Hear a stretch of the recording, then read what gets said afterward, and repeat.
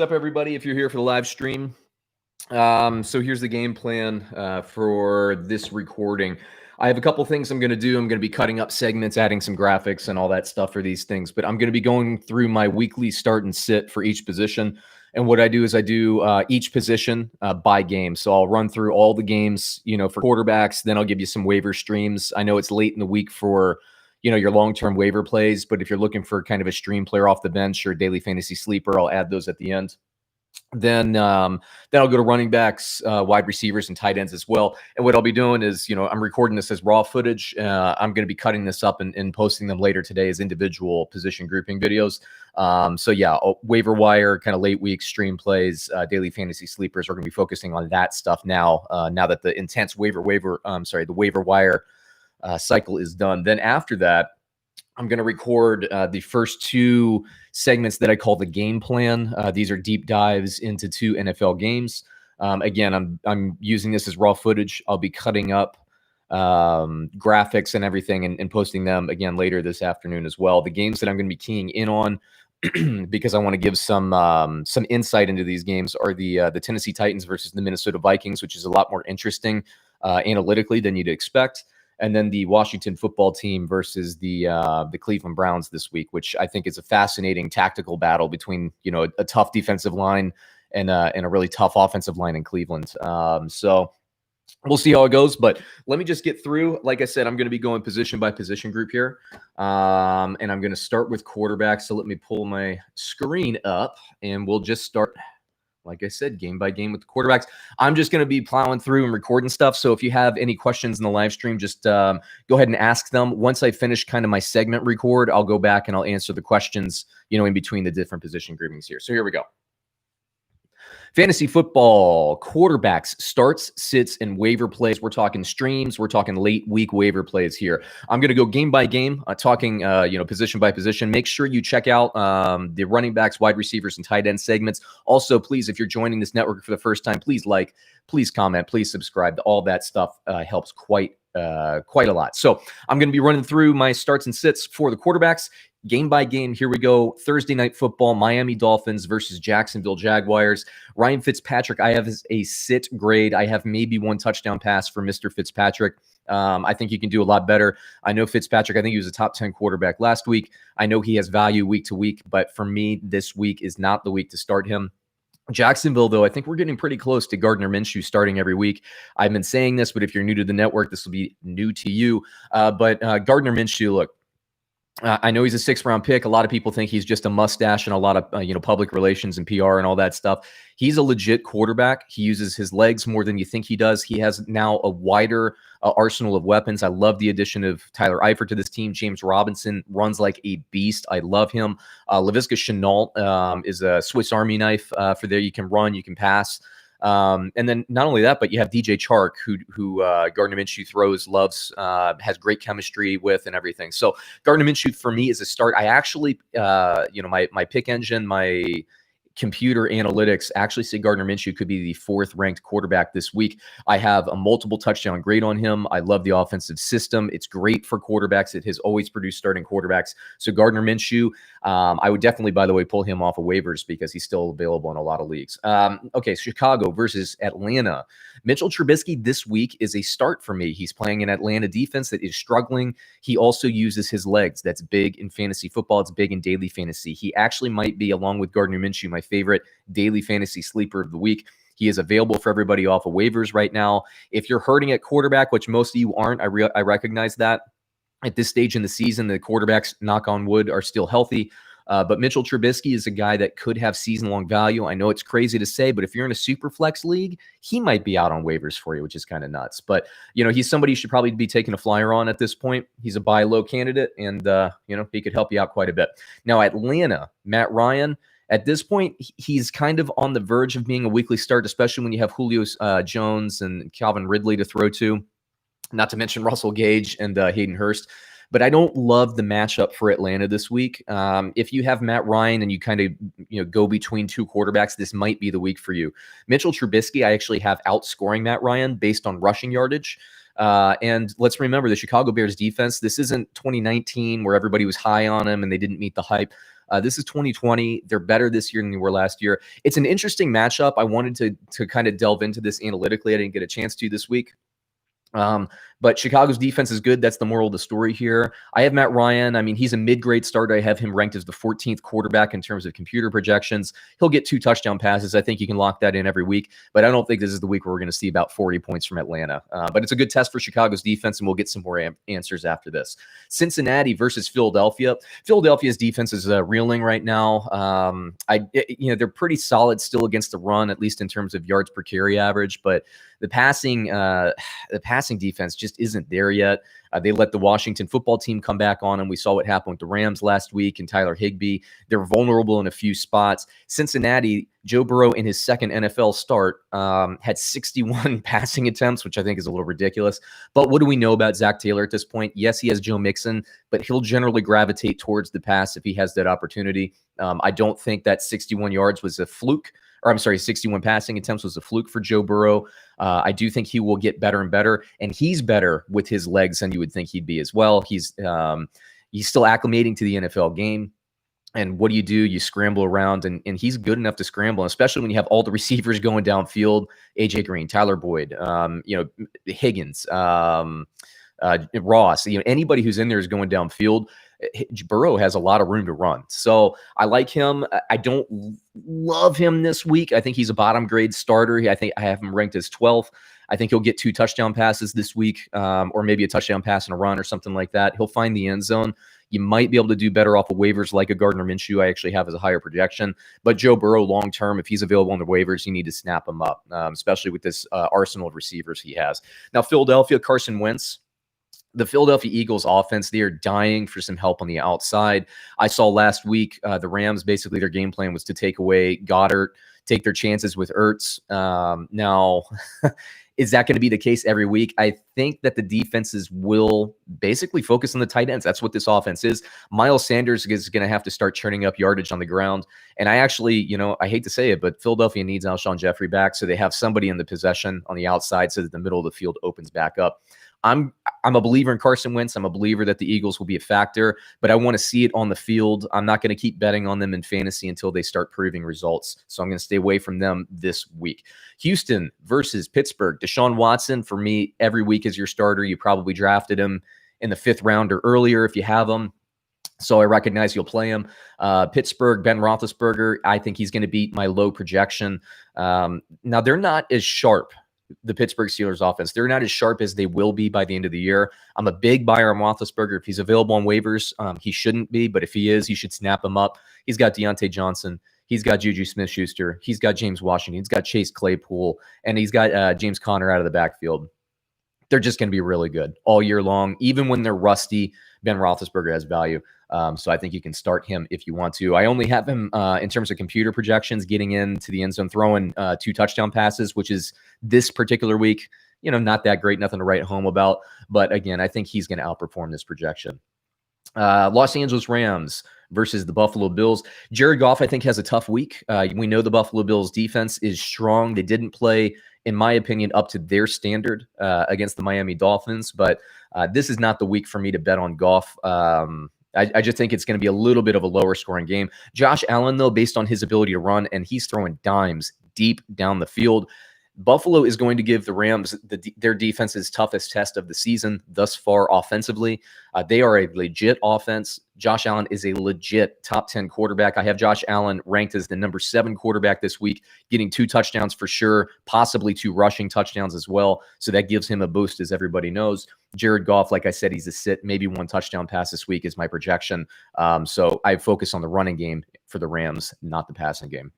San Francisco versus the New York Giants. If Jimmy Garoppolo plays or if Mullins plays, either way, I have them at about mid-league 17. So in Superflex, you can play. In daily fantasy, I would not buy. I think you can do way better like a Trubisky or Minshew in terms of daily fantasy. Plus, they're banged up. We know about the receivers. I have a feeling that the 49ers will go 2 tight end this week and probably play a little bit more of that, what we've been seeing from Philadelphia, honestly, in their offensive system.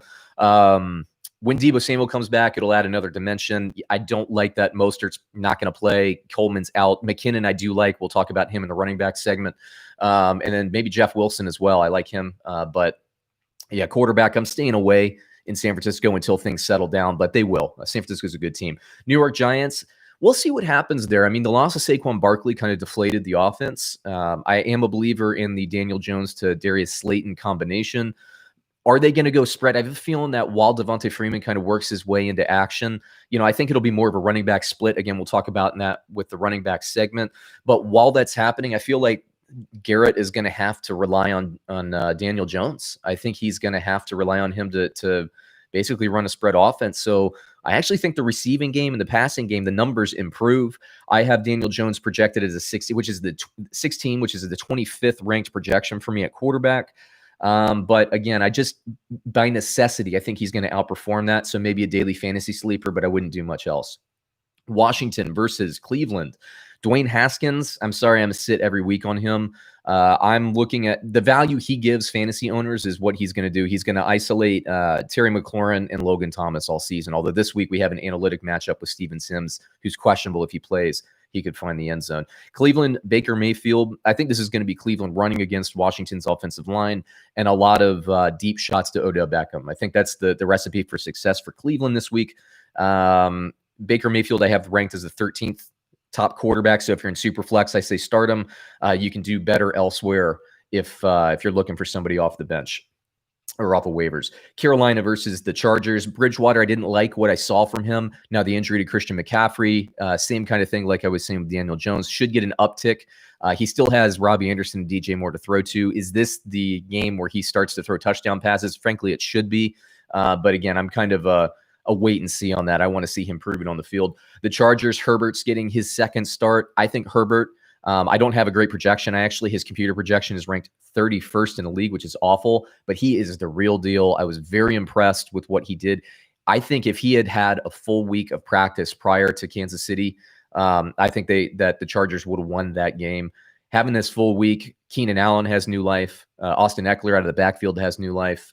Mike Williams on the outside. I think he's going to have some deep balls thrown in his direction.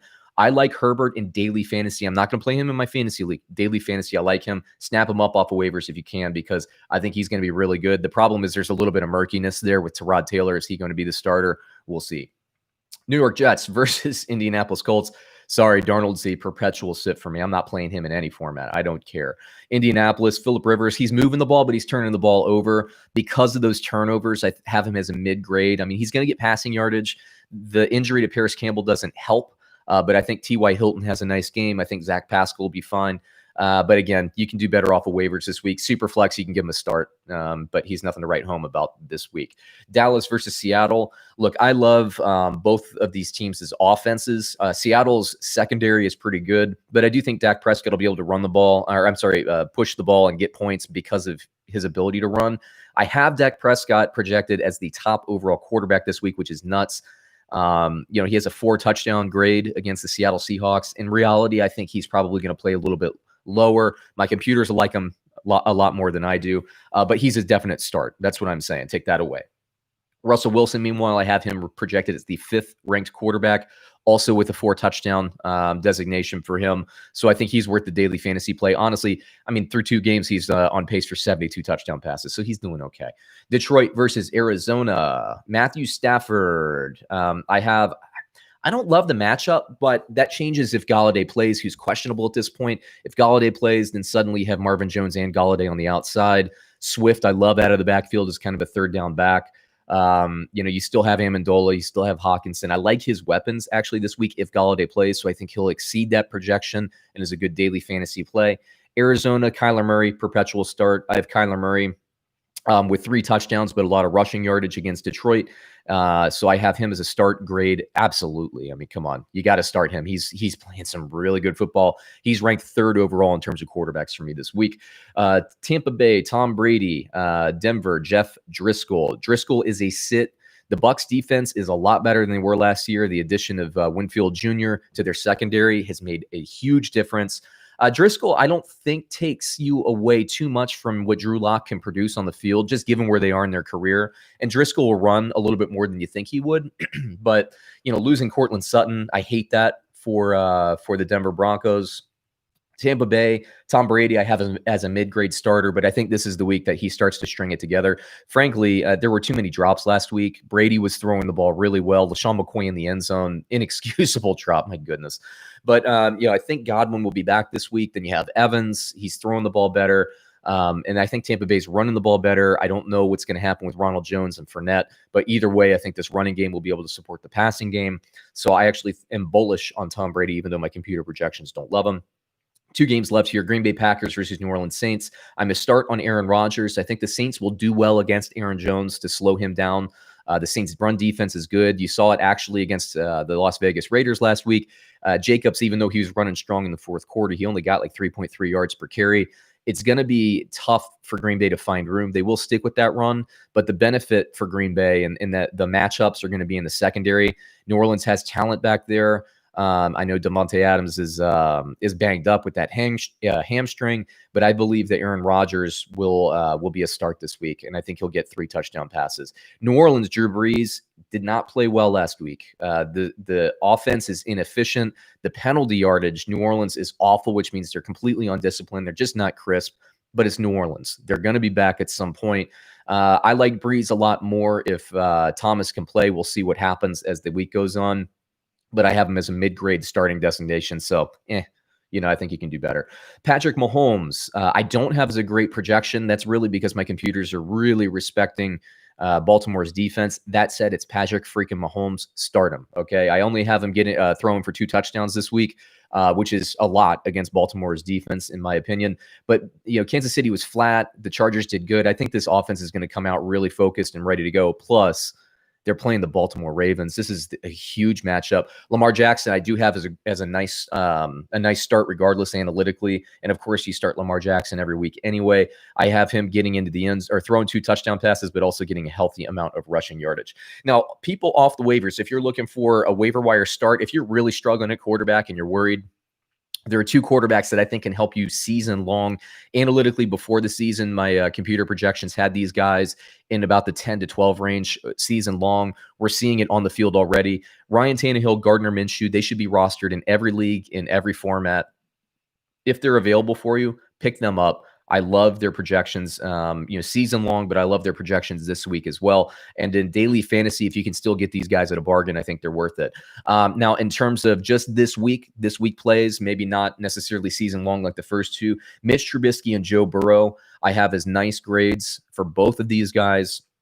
Trubisky, I think more because of the legs and then also the matchup. He's playing the Atlanta Falcons. And then Joe Burrow, just the amount of volume that this offense gives to quarterbacks to throw, that's one thing. And Joe Burrow is also pretty quick. And, they can run. He scored on a QB draw against Cleveland. This first week against the Chargers, they only really moved the ball when he started running in the fourth quarter.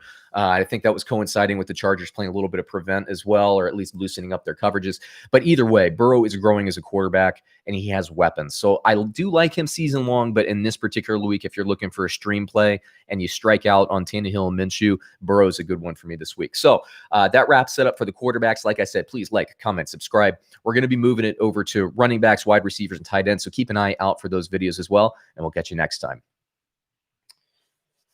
Okay, so for our live stream, just a reminder, we're doing position by position, game by game. So we just did quarterback. If you want to ask questions, I will answer them, but I'm going to be getting through. This is raw footage for what I'm going to be doing throughout the week. So yes, I will answer your questions. I'll probably do it at the end of the segment.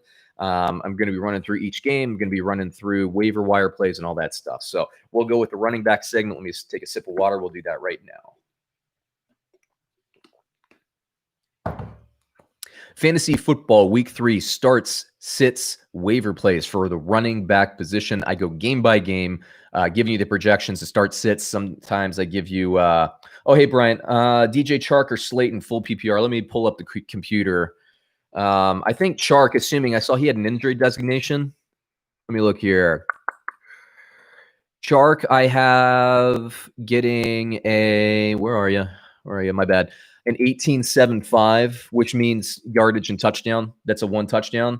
Hey, Daryl, I appreciate the comment. I appreciate that.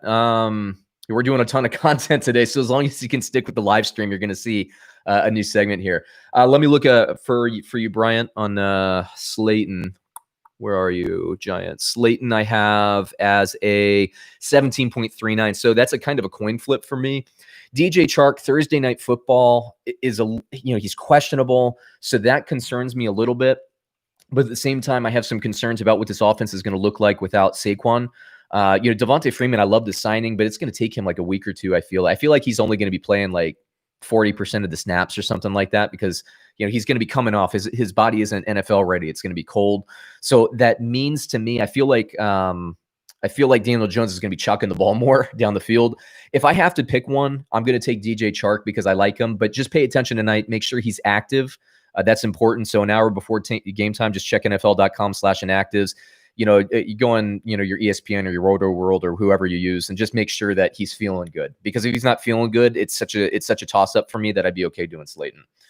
Okay, I'm gonna get back to. I'm actually just gonna restart that wide receiver or the running back video, and keep the questions coming, guys. I'll get to them after the segment's done.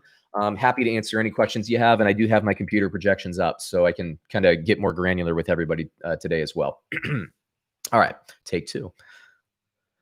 Fantasy football running back starts, sits, and waiver wire plays or stream plays, daily fantasy plays for the running back position. I'm going to be going game by game, giving you the projections, kind of some rankings here and there. I'll be talking about touchdowns as well. So if you're in a touchdown-only league, I think this will help. Once again, game by game, so let's get to it. Miami versus Jacksonville. Jordan Howard, for me, I was super high on him early in the season, and his role is actually kind of what I predicted it would be. What I didn't predict well was that Miami's run game, they have not fixed it in terms of short yardage. Jordan Howard does take snaps when Ryan Fitzpatrick is under center, but when he's playing shotgun, Myles Gaskin dominates the snaps. Now, people ask me who's the better runner, Howard or Gaskin. I'll say Gaskin looks better, but Gaskin is also running against more favorable matchups.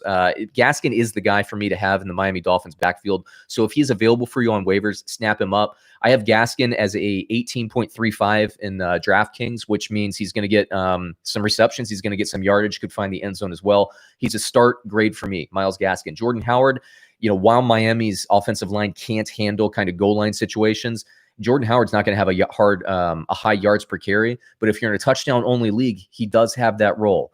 So he will have value.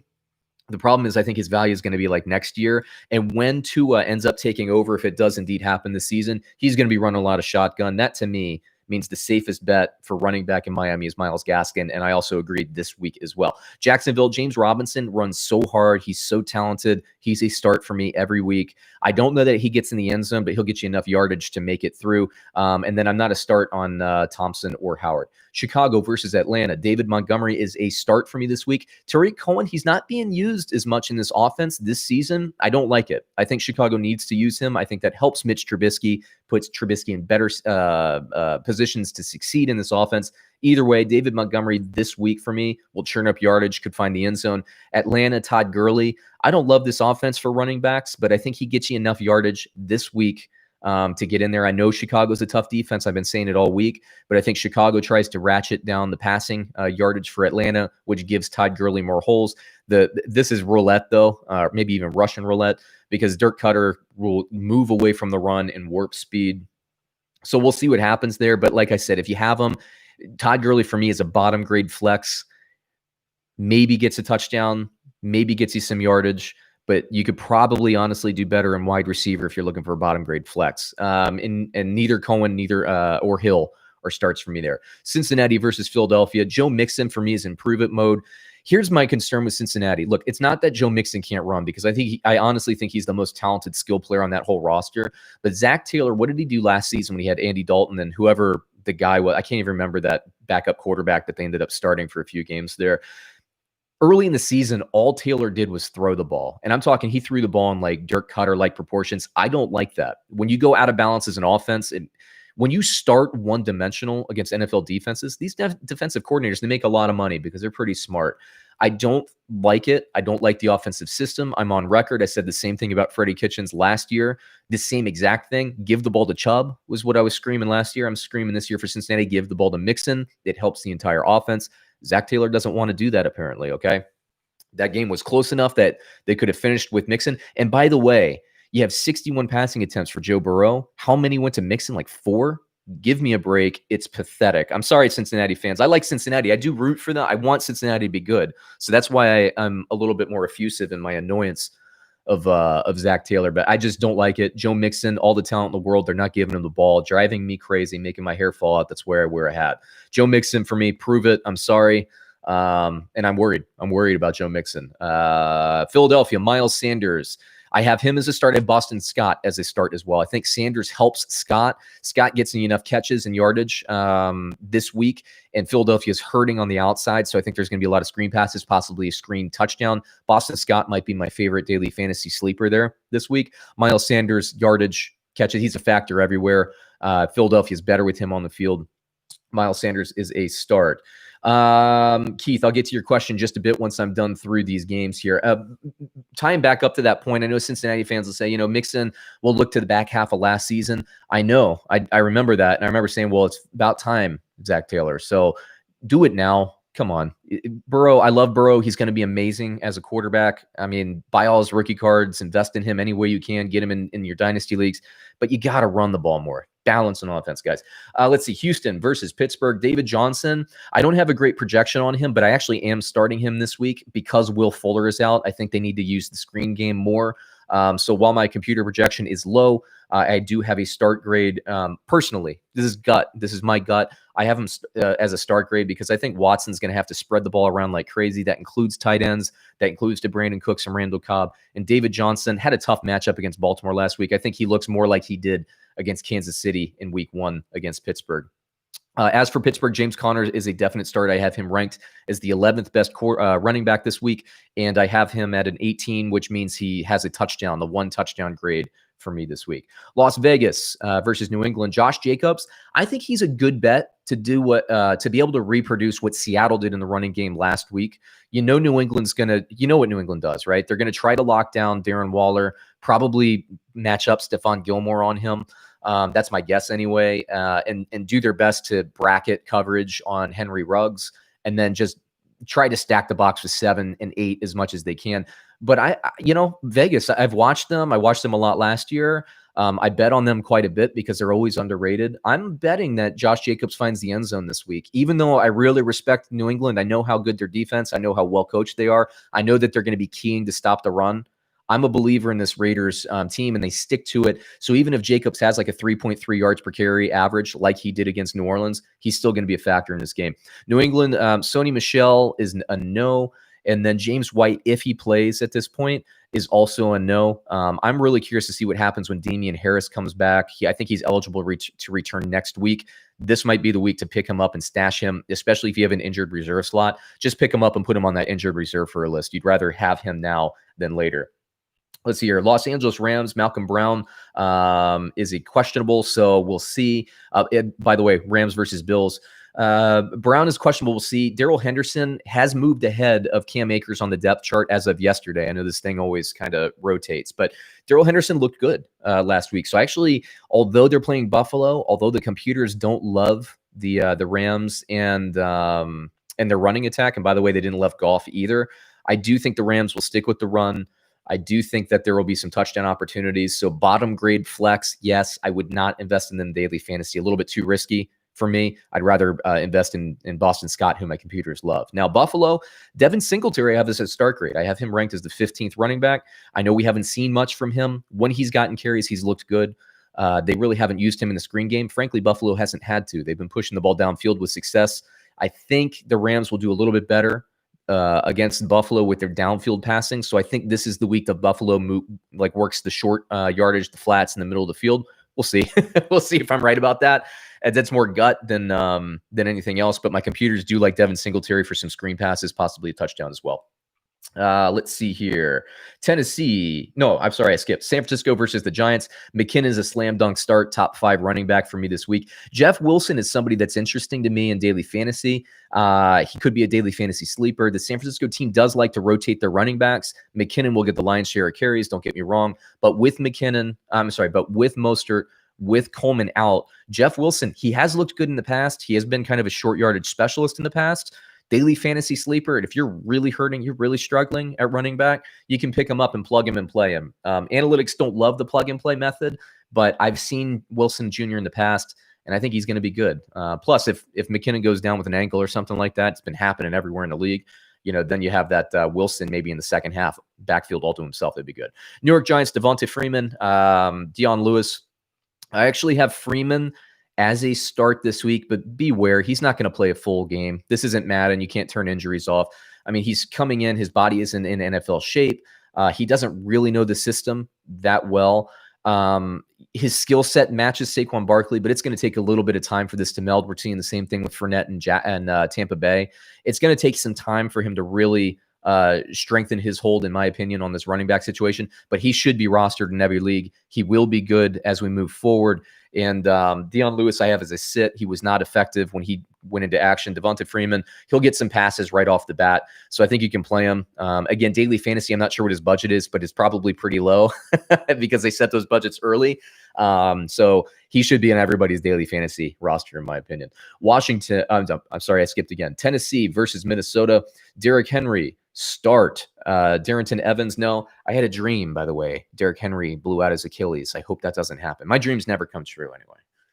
So my dreams are come true to have 1 million views a day on this channel. Like, we're not there yet. Maybe someday. But Derrick Henry's a start. You got to start him every week. But seriously, though, teams have been keying in on stopping Derrick Henry, selling out, and Ryan Tannehill's been kind of splicing them apart. I think this is the week that Minnesota, especially with their pass coverage, I think they play a little bit more honest. So I think Derrick Henry this week will have more room to run against Minnesota. So I think he does better and probably has his best day of the season, this young season. Minnesota, meanwhile, Dalvin Cook, I think this is the week that he gets back to what we're used to seeing from Dalvin Cook. I think he puts up a 22. I have him ranked, or projected anyway, computer projections, at the 5th running back there. Evans and Madison, I may sit. Although I would like to see Madison attack this defensive line for Tennessee. I think Minnesota, to put Kirk Cousins in better position to succeed, they just need to go thump and run, which means use Madison, keep Cook fresh, and just do a 1-2 punch. We'll see what happens. Washington versus Cleveland. Antonio Gibson for me this week. I don't have a great computer projection on him, but I think he's a start every week. He's getting better and better. I like what he's doing there. Peyton Barber, nah. I mean, touchdown only league, you could play him, but I stay away from him. Cleveland, they're going to try to commit to the run. I have start designations on both of these guys. My computers like them both to get a touchdown this week. Go ahead and start them against a very tough and underrated at this point Washington defense. We will be, by the way, after the after these segments and everything, we will be recording a Washington versus Cleveland deep dive into the analytics, and I'll tell you why I like these matchups against these two teams matching up. Carolina versus LA Chargers. Mike Davis, I have his start designation. Now, a lot of this comes in with some Christian McCaffrey data, but honestly, I liked what I saw from Mike Davis last week. He's not Christian McCaffrey, but if he can be 80% of what Christian McCaffrey is, that's a start. So start him, especially in daily fantasy. He's going to be cheap. Start him. Los Angeles Chargers, Austin Eckler. I have him as a big start. He's actually analytically ranked as my #1 running back this week. I think Herbert will throw to him more than maybe Tyrod Taylor would. Joshua Kelly has a start grade as well. He's available in a lot of people's waivers still, so pick him up and start him. I think you can, especially in daily fantasy. New York Jets, Frank Gore, sit. I'm staying away from all Jets, not named Jamison Crowder when healthy. That's where I'm at on the Jets. They're just, the wheels are coming off. Sorry, New York. You see it, and I see it. It's bad. Indianapolis, Jonathan Taylor, ranked as the #2 running back in terms of computer projections. Start him. He'll get in the end zone twice. Dallas versus, Naheem Hines I actually have coming back as well. I think Naheem Hines will get some catches and yards. Now, if he doesn't meet this, I think there's some risk because he kind of disappeared last week. But then again, game plan wise, the Colts just didn't need to use a running back out of the backfield as much. Let's pay attention. Is Jonathan Taylor a bell cow running back? I think the system wants to use 2 running backs. Again, I have Hines projected well, so maybe I rotate him into some of my daily fantasy lineups, but it might be a wait and see in my fantasy league. So there you go. Dallas versus Seattle. Ezekiel Elliott, start. Chris Carson, start. Carson I have is projected as the 6th ranked quarterback. I think he runs well. Hyde does eat into some of those carries, especially late in the game, but Carson's displaying a lot better hands than any of us thought he had, so good for him. And Russell Wilson's throwing dimes every single snap. He's good. Dallas is going to want to play some ball control because, Seattle, what do we know? Russell Wilson's playing incredible, and Seattle wants to run the ball. This defense is going to be gassed. So Dallas is going to want to play some more ball control than maybe they would in other matchups. I think Ezekiel Elliott gets a healthy amount of carries, so I like him there. Detroit versus Arizona. Uh, the Adrian Peterson versus Kerryon Johnson. To me, that's a coin flip every week. It really probably goes down to who has had the better week in practice. But DeAndre Swift is pretty secure in his role there. I think he'll get some catches. This Detroit Lions offense is going to have to keep up with a tough Arizona team. These two teams squared off in week one. Kyler Murray played an amazing second half in his first NFL game. Now he has DeAndre Hopkins to throw to. Kenyon Drake, meanwhile, back to the running backs. Kenyon Drake is a start for me, but he's kind of a mid-range start, but he's a start nonetheless. I don't have him getting in the end zone, but I think he'll get you enough catches, enough yardage, and everything to be worth a play. Back to Detroit, DeAndre Swift, I think he gets more passes out of the backfield. We'll see what happens if Galladay comes back too. I think that will really help this offense. That's going to be a fun game to watch, everybody. This is a more interesting matchup than it might look on paper with a 2-0 and an 0-2 team. Tampa Bay versus Denver. Leonard Fournette, to me, is the running back there. Although at last check, Ronald Jones was still ahead of him on the depth chart. Jones kind of was in the doghouse because he had a poor exchange. He took a handoff, about the most pathetic quarterback to running back handoff I've ever seen. It was really bad. After that, Fournette ran away. I've been saying for a while that Fournette is a better running back than Ronald Jones. He will eventually be the starter. I think I think Fournette is the guy this week, but beware, Jones is still ahead on the depth chart. I have Fournette as a start grade. Me personally, I think there's too much risk there with the depth chart shuffle, so I'd probably stay away from it. But for what it's worth, my computers like Fournette at a 15.48, which is a touchdown grade with some nice rushing yardage. Denver, Melvin Gordon is a start. They're going to want to give him the ball and commit to giving him the ball for as long as that they're in the game. And even when they're out of the game, Melvin Gordon can catch. Philip Lindsay's still doubtful at this point. I don't see anybody else, Cortland Sutton out. I think even Judy might be questionable at this point.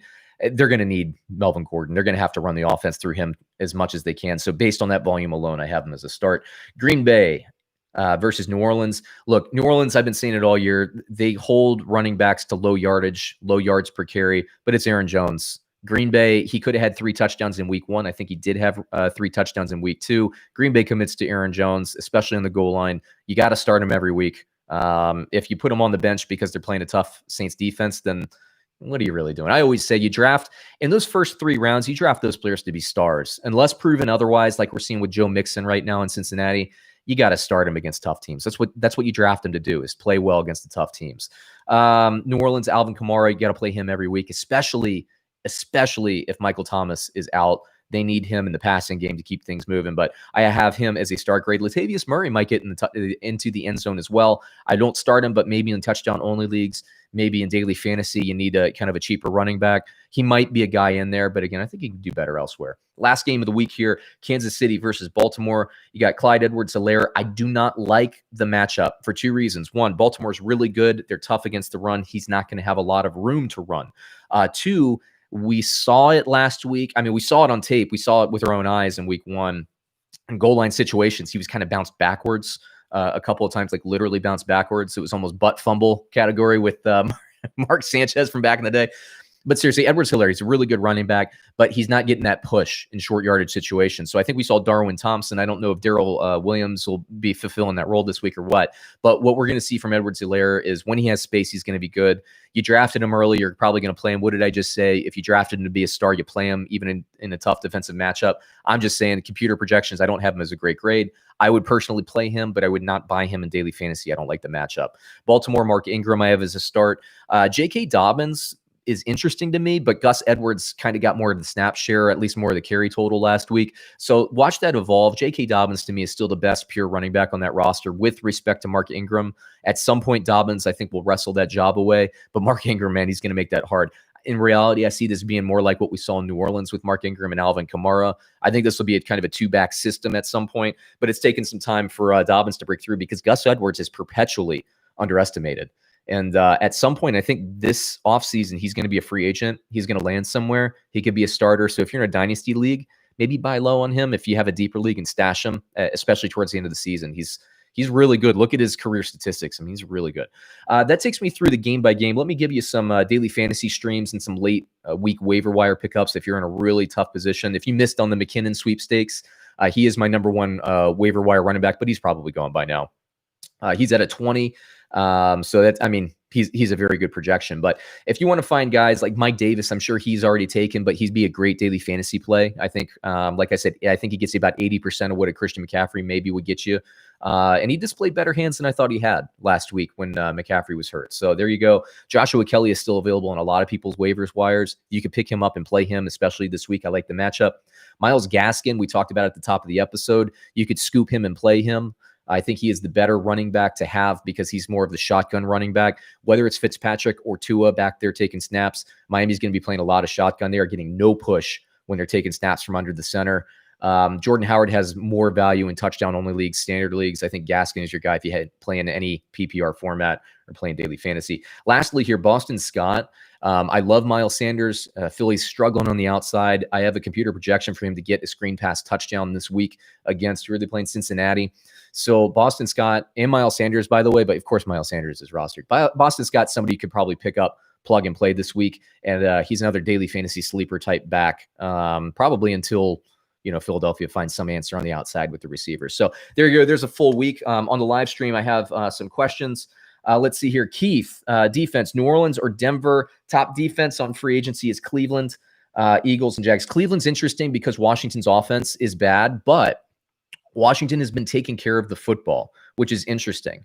So I think a key, like I'm okay in fantasy strategy in terms of defense. I've done pretty well just looking at sacks and turnover margin. If the team can generate turnovers and get sacks, I don't care if they give up 35 points. If they can get those two things, usually they score pretty well. So you mentioned New Orleans.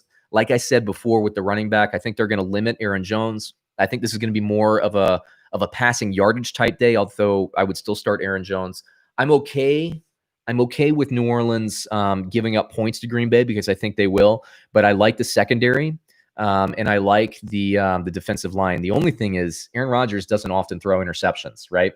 So Cleveland, if you're talking about the one or the two, I'd probably take Cleveland because I think they'll probably sack Haskins, and I feel like Haskins is due for a bad interception day anyway. So I'd roll the dice there with Cleveland, I think. Eagles and Jags, I stay away from this week. Thursday Night Football, you never know what you're going to get. Philadelphia is reeling at this point. Cincinnati is actually, they move the ball and they score some points. So I just stay away from that matchup for now. Let's see here. PJ, Freeman is going to be a fantasy running back 3 once he gets a full workload. I absolutely agree. Absolutely agree. I'm in a 12-man redraft, Gavin. I'm in a 12-man redraft, full PPR. My backs are Clyde, Jacobs. My wide receiver and flex are Edelman, DJ Moore, Keenan Allen. I'm 2-0. Should I make any moves? I'm thinking. No, I mean, I think Keenan Allen, especially with Herbert, at some point, Tyrod Taylor is going to come back and they're going to give him the job back. That's more of a ceremonial thing, given that the team punctured his lung with a needle, for crying out loud. But that's not going to hold for long. Justin Herbert's the real deal. I mean, he really impressed me. And with Herbert, this offense looks a lot more like what we saw with Phillip Rivers last year. So I like Keenan Allen to get even more of a boost with Herbert, the rookie, playing than I would with Tyrod Taylor. I'm not a believer in Taylor. So I like that core, man. And Edelman with, he had a career day with Cam Newton. That I wouldn't have expected because, Brady, it was that option route and everything. Cam Newton's just chucking the ball on seam routes with precision downfield. I like your roster. I mean, be aggressive on waivers and everything, but that core is pretty solid in my opinion. Would I play Jeff Wilson over D. Lewis? I would play Wilson over Lewis this week. I would. Now, Lewis is going to get volume and everything, but I think Freeman will get some snaps, but it's going to take him a while. I don't know if you caught that segment or not when I was talking about the Giants. It'll take him a while to get those snaps, the snap count where you want him to be. But Wilson, 2 running backs. San Francisco's still struggling at wide receiver because of injuries and everything. I like Wilson as a sleeper this week, and I do have a higher projection on him as well, computer-wise. Miles Boykin, tell us what you think. He's playing a lot better, but this is an interesting offense because it's so predicated on the run. You have 3 running backs that are going to produce, and I include, I guess, Lamar Jackson as a running back, even though that's not fair. But you have 3 runners, let's say that can produce high yardage. You have Mark Andrews who catches touchdowns. To me, Marquise Brown is the only wide receiver that I would play week to week for the Ravens. Miles Boykin, to me, at some point, and he is playing better. You have Duvernay there. You have Snead, but I think those are going to rotate. And I would say the same thing with Kansas City. Like, obviously, you play Tyreek Hill, but week to week, Sammy Watkins might explode. Demarcus Robinson, McCole Hardman, they might explode. And rather than bet on one of those guys in my redraft league, I'd rather just play and bet on one of those guys for daily fantasy, because it's really, you're looking at a 33% chance that one of those guys is going to pop. And week to week, he's going to be good. And I do like him, maybe more in dynasty formats, because I think he'll be the wide receiver 2 here. And as this, as Lamar Jackson continues to mature as a quarterback, and I mean specifically pushing the ball downfield with precision, he'll get better. So I like him, but I don't like him in fantasy at this stage. So there you go. Let's see here. Devontae Parker is healthy, full practice. Is he better start than Cooper Kupp or OBJ? This is funny because I have Kupp and OBJ on my roster. I have both on the bench this week. I'm personally starting. I have Deontay Johnson, who at this point is questionable, but I'm assuming he'll play. If I had Parker, let me just look, actually. I have Parker as a lower grade play. Shoot, man, that's a tough one. I rank all of those people together. Let me say this. I think that Buffalo is going to do a better job locking up Tyler Higbee. If I'm looking at tactics and X's and O's, the Rams have not had to throw the ball on the outside. They have not had to utilize Cooper Kupp. Gut decision. You know what? Screw it. I'm going to go with OBJ. I'm going to pull the rug out from what I was just saying. Here's the deal. Cleveland they have a really good offensive line, a really good running attack, and they're going to get one-on-one matchups with OBJ. So what I believe is that OBJ is going to get 3 bombs thrown in his direction. Last week, he had 2 that I can remember. One of those he was interfered with. He should have had 2 touchdowns in that game. So Washington, yes, I like their defense, but Cleveland will open up schematically 3 deep shots to Odell Beckham. And because of that, because he has such explosive potential this week, I'll take Beckham. But that's really splitting hairs between the 3 of them. So there you go. Keith, no problem. Cam Newton or Matt Ryan? This week, I take Cam Newton. Cam Newton's a start every week for me, man. He's running the ball so well, and his downfield passing is as precise as it was in that 2015 season when he went. I think it was 2015, but his 15-1 season, he looks phenomenal. He's a guy that I was really skeptical about, and I'm I can admit when I'm wrong. He looks fantastic on tape. He's played some nice matchups too. I think he'll be all right. Appreciate that, Steve. Thank you very much there. Let me see if I missed another. Oh, Pittman. Can Pittman be the man for the Colts since T.Y. looks washed? I think Pittman can mature into that. For me, for the next 4 games, my bet's on Pascal. The coaching staff likes him. They trust him. We saw last week when Campbell went down that Phillip Rivers trusts him as well. So I like Pascal to be the more regular fantasy producer early. In the back half of the season, it's a rookie receiver. I think it's going to take him some time. In the back half of the season, I think Pittman will probably be the more explosive one week to week. It's a little bit of a moving target, but like I said, early days, I'm going to take Pascal. We've seen it before with injuries. He's just the guy that they go to. He's like a glue guy. They can go there, they can expect him to produce, and he'll produce every time. He's not somebody that you're going to be excited about to have on your fantasy roster, but he's the guy when these bye weeks start happening, if the injuries start happening, and he needs to be your bottom flex or somebody like that, you're not going to feel good about it, but he's going to get you consistent 10 points and stuff, and maybe not get in the end zone every week, but he'll get you catches and yards. So I like Pascal now. Keep an eye, though, on Pittman and his development, especially in the stat sheet. I'm a big believer in tracking targets for these rookie wide receivers. You can go to Fantasy Pros or something like that. Look at snap count share as well. The more he gets on the field, once he starts to overtake Pascal, and I do think it's a when scenario, then I think it's time to make that move. So just watch that closely, because I think it'll be like a seesaw this season. One last question before I move it on to the wide receiver segment. Trey, I got you here. A full PPR flex, Melvin Gordon, Leonard Fournette, or Devontae Parker? I have the highest grade on Melvin Gordon this week, just based on work share, based on some of the injuries in Denver. I think they have to use him.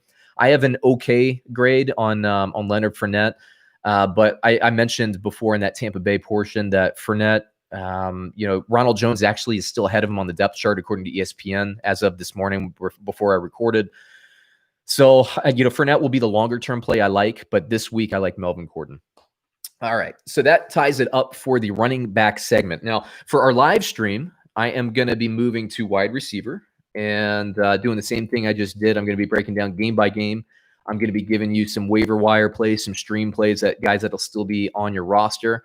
I'll probably move a little bit quicker through the games just because there are more volume. There's 4 receivers for every team that I got to track, so I'll be quick. Let's see here. Yep. So and just a reminder too, I'm recording these live, or I'm recording this as raw footage for segments that I'll be cutting up later. So here we go. Let me take a sip first. Allergies are going nuts today. Absolutely crazy. Everything I can to keep my nose clear, for crying out loud. Here we go.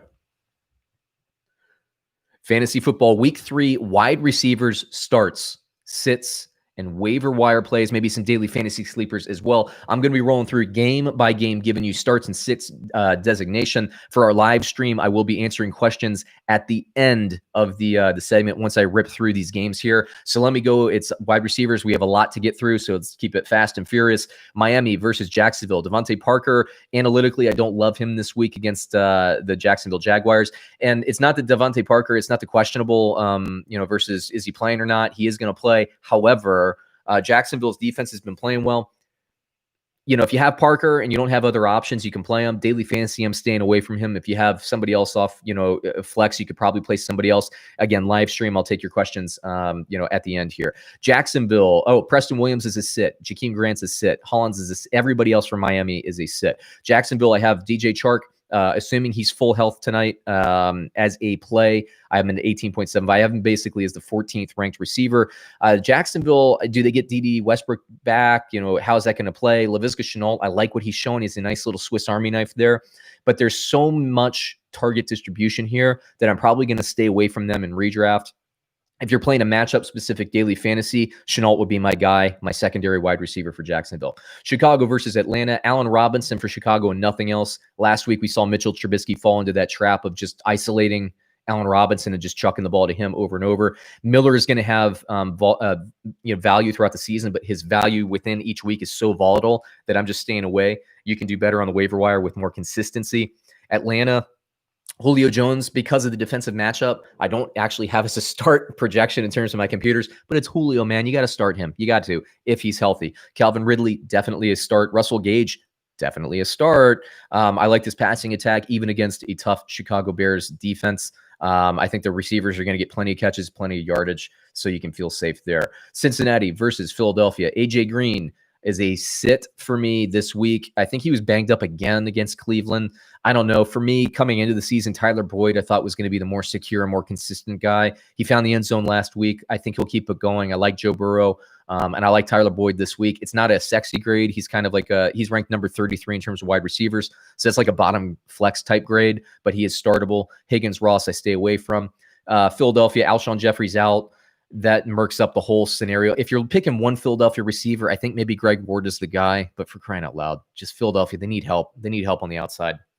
Please help Philadelphia on the outside. It'll help everybody else in that offense. Honestly, though, it's going to be tight ends and it's going to be receivers out of the backfield, I think, this week for Philadelphia. Houston versus Pittsburgh. Brandon Cooks, I have as a start grade. Gulp. That is going to be like Will Fuller being out. Man, Houston. They just have a bunch of receivers that make you very, very nervous if you're starting them. But I do have Brandon Cooks ranked as the number 9 wide receiver this week. So analytically, my computer picks love him. Randall Cobb stills, I'm away. Pittsburgh, I know Smith-Schuster and Deontay Johnson have been questionable. It was the same deal when they played Denver. I think both are clear starts for me, both within the top 20 of wide receivers. At some point, Chase Claypool is going to overtake James Washington. I think there will be some volatility there. Chase Claypool, if you're in a dynasty, snap him up. He is very impressive. He is very impressive. He looks like a young Terrell Owens. I mean, and you can see it in his snap counts too, and his targets. I mean, he's catching deep balls all over the field. He reminds me a little bit offensively with what Pittsburgh did with Martavis Bryant back in the day. And Martavis Bryant, this Pittsburgh offense can go 3 deep at wide receiver. They will all have value. I like Claypool long term. James Washington will be more of the 4 wide receiver, kind of working the middle of the field guy. Top 2 are locked in. Juju Smith-Schuster, Deontay Johnson. Claypool will be the guy later in the year. Las Vegas versus New England. Ruggs, I don't have him as a start grade, but because of how I think this game is going to go, I think New England's going to do everything they can to lock up Waller underneath. I think Vegas, as they always do, will stick to the run. I think Ruggs is going to have some deep shots. He was wide open downfield like 4 or 5 times on that Monday Night Football game. I think he will outplay his projections. So I actually would start Henry Ruggs this week, and I definitely snap him up in daily fantasy. The other wide receivers are a solid no for the Raiders. New England, I'm a start on Julian Edelman this week, and I am a start on N'Keal Harry. I love what this system is doing. They're kind of flaring him out. They're setting some things up deeper for him. Cam Newton does look in his direction. They haven't really connected yet. He is a great buy low guy on the waiver wire. Nobody's really paying attention to him yet. But again, I do watch all the games start to finish. I like to see how these offenses are progressing. They're setting some stuff up, and N'Keal Harry is going to be a very, very formidable red zone guy. The Rams versus the Buffalo Bills. Cooper Kupp, Robert Woods, Reynolds, Jefferson. My computers don't like them. I do like Cooper Kupp and Robert Woods to exceed projection this week. I think the Buffalo Bills will do a better job on Tyler Higbee. They'll do a little bit of a better job in the run. I think the Rams will push more to the outside because, frankly, they haven't had to so far this season. I think they will have to this week. So I like Kupp and Woods to exceed the computer projections. Buffalo, Stephon Diggs is a definite start for me. John Brown, who I normally like, is a sit for me. Same with Cole Beasley and everybody else there. San Francisco versus the New York Giants. I'm staying away from San Francisco wide receivers. I just think that this offense is going to go 2 tight ends and running back. It's very similar to what we're going to see from Philadelphia, maybe until Alshon Jeffrey comes back. San Francisco, they're basically waiting on Deebo Samuel. I know Jimmy Garoppolo, too. Is he going to play? Isn't he? I don't know at this point. I think he's questionable. If he does play, they're going to want to get rid of the ball quick. Again, that doesn't bode well for receivers downfield. That bodes more well for tight ends and running backs out of the backfield. San Francisco, let's see, New York Giants. Slayton, I do have as a start. I mentioned in the quarterback segment that I feel like with Saquon out, with Freeman still kind of basically getting his body ready for NFL action, I think the Giants are going to have to go spread more with Daniel Jones. Slayton, I have as a start. Golden Tate, I have as a start. But I'd stay away from the other receivers there. Tennessee versus Minnesota. A.J. Brown, questionable, but I do have him as a start. Corey Davis, I have as a definite start this week. I like the receivers against the Minnesota defense. Even Adam Humphries, I don't start him in my fantasy leagues, but if you're looking for that daily fantasy sleeper, he is projected an 15th overall for wide receivers. I like him working kind of the seam routes in the middle of the field. Even with Jonnu Smith, I know they'll be competing for similar targets there. Adam Humphries, I have as a nice grade. Minnesota, Adam Thielen, I do have as a start. I stay away from all Minnesota wide receivers. Jefferson has to step up. It's going to take him a few games. Watch his target totals, watch his efficiency. But until he proves it, keep him out of your lineup. For a reminder for our live stream, I'm running through game by game. Once I get through all games, I'm going to be answering your live stream questions. So I will get to you. I promise I will. Washington versus Cleveland. Terry McLaurin, I think based on volume, you can start him, but I don't have a great grade on him. Steven Sims analytically could be very interesting. If you're looking at, a wide receiver to get a touchdown pass, I think Sims is the more likely guy, but I don't love him in your redraft league. This is more daily fantasy talk. I'm saying you might want to take a risk on Steven Sims because he'll be cheap. Cleveland Browns, Odell Beckham, not a great grade, but I mentioned before for one of our live stream questions, Cleveland are going to be slamming Chubb and Kareem Hunt against this Washington front to try to tire and neutralize the pass rush. At some point, Odell Beckham is going to have 2 to 3 deep shots down the field. And because of that, because of the explosive potential, I start Odell Beckham, but I sit Landry and everybody else there. Carolina versus the Chargers. DJ Moore is a start. Robbie Anderson, although I don't love him, my computers don't love him, is a start. Christian McCaffrey, the emphasis of his offense, it's gone. The identity of the offense is gone. I do like Mike Davis as a sleeper this week. I think will get you about 80% of the productivity that McCaffrey would. But what does that mean? That means Bridgewater better step up this week. That means that Carolina will be throwing the ball. So volume-wise, I like both of those receivers for Carolina. The Chargers, Keenan Allen with Herbert playing is a definite start for me. I love Keenan Allen with Herbert. I don't like Keenan Allen with Tyrod Taylor. There you go. Mike Williams, they'll get some deep shots, but if you're looking for a deep shot play, I'd rather go with Odell Beckham than Mike Williams. It's only a matter of time before Mike Williams gets like a 3 touchdown day. He's been dry for like a season and a half at this point, but they're taking shots, and it's not like they're ignoring him. Things will open up for him as well. New York Jets, any receiver named Jamison Crowder, I am staying away from. Basically, I'm considering them radioactive. I'm just running away from them any way I can. Jamison Crowder, if he's healthy, because the offense is going to have to be routed through him, I think he's going to get you a ton of catches. And because of that, he'll get you a ton of yardage and a decent touchdown opportunity. I do have him as a start grade. Again, everybody else I'm staying away from. Indianapolis, Hilton is actually analytically, I have Hilton underneath Pascal. Pascal I have as a start. I was talking about Pittman Jr. I think it's going to take Pittman a little while to progress in this offense, but watch closely this week. At some point, Pittman will have more value than Pascal. I'm just betting on Pascal. That's a lot of P's. It's a lot of P's. I'm probably popping my mic as I say them. T.Y. Hilton. Because of the Campbell injury, I'm going to start T.Y. Hilton. I don't have a great grade on him this week in terms of the computer projections. But, it's the Jets. The Jets are struggling. I think their defense is a little better than we give it credit for. But Phillip Rivers, he'll throw the ball to Hilton. So, yeah, let's go ahead and start him. Dallas versus Seattle. I actually like the receivers in this matchup. I think we'll get a lot of offense.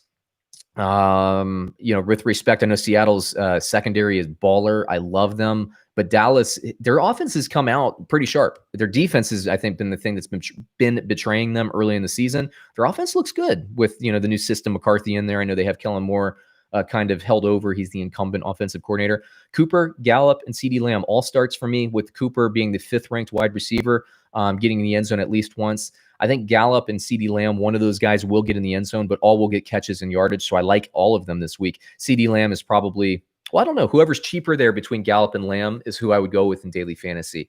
For Seattle, Lockett, I don't have a great grade on Lockett. I have an amazing grade on DK Metcalf. He's actually, from my computer projections, rank him as number 1, 2 touchdowns this week at wide receiver. Seattle, they divvy the ball out more.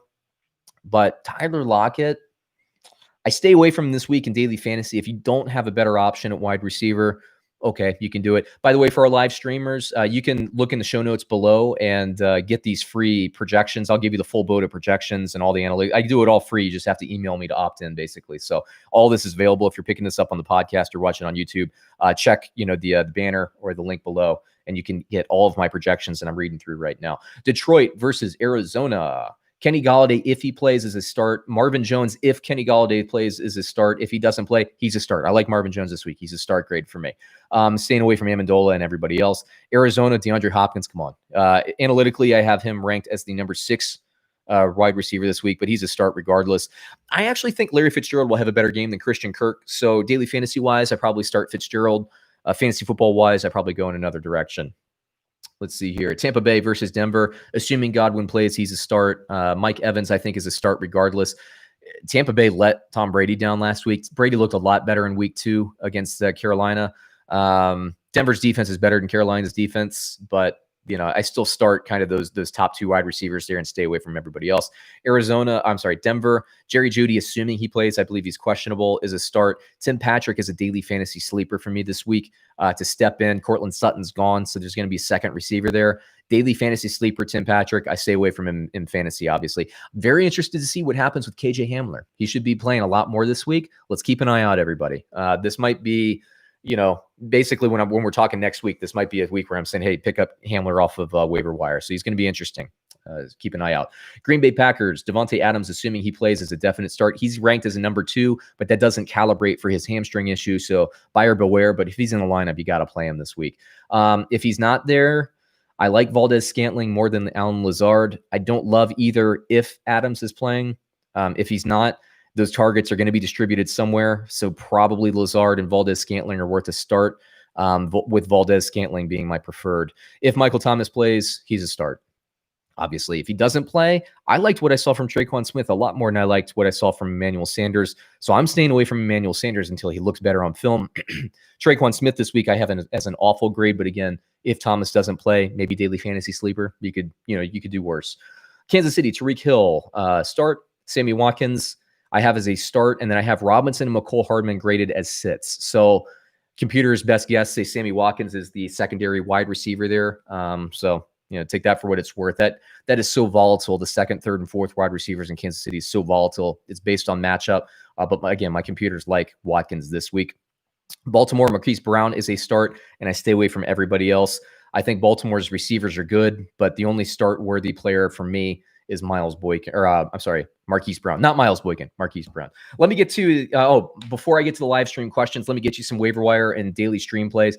I think he's gone already by this point in this time of the week, but Corey Davis is definitely a start for me. Adam Humphries, also from Tennessee, has a start designation, but I feel like that's better for a daily fantasy sleeper than it is for a fantasy football league. I think you probably have stronger rosters elsewhere. You could look at running back for that flex spot. So I probably would look elsewhere, but I do have him possibly getting the end zone this week. So there you go.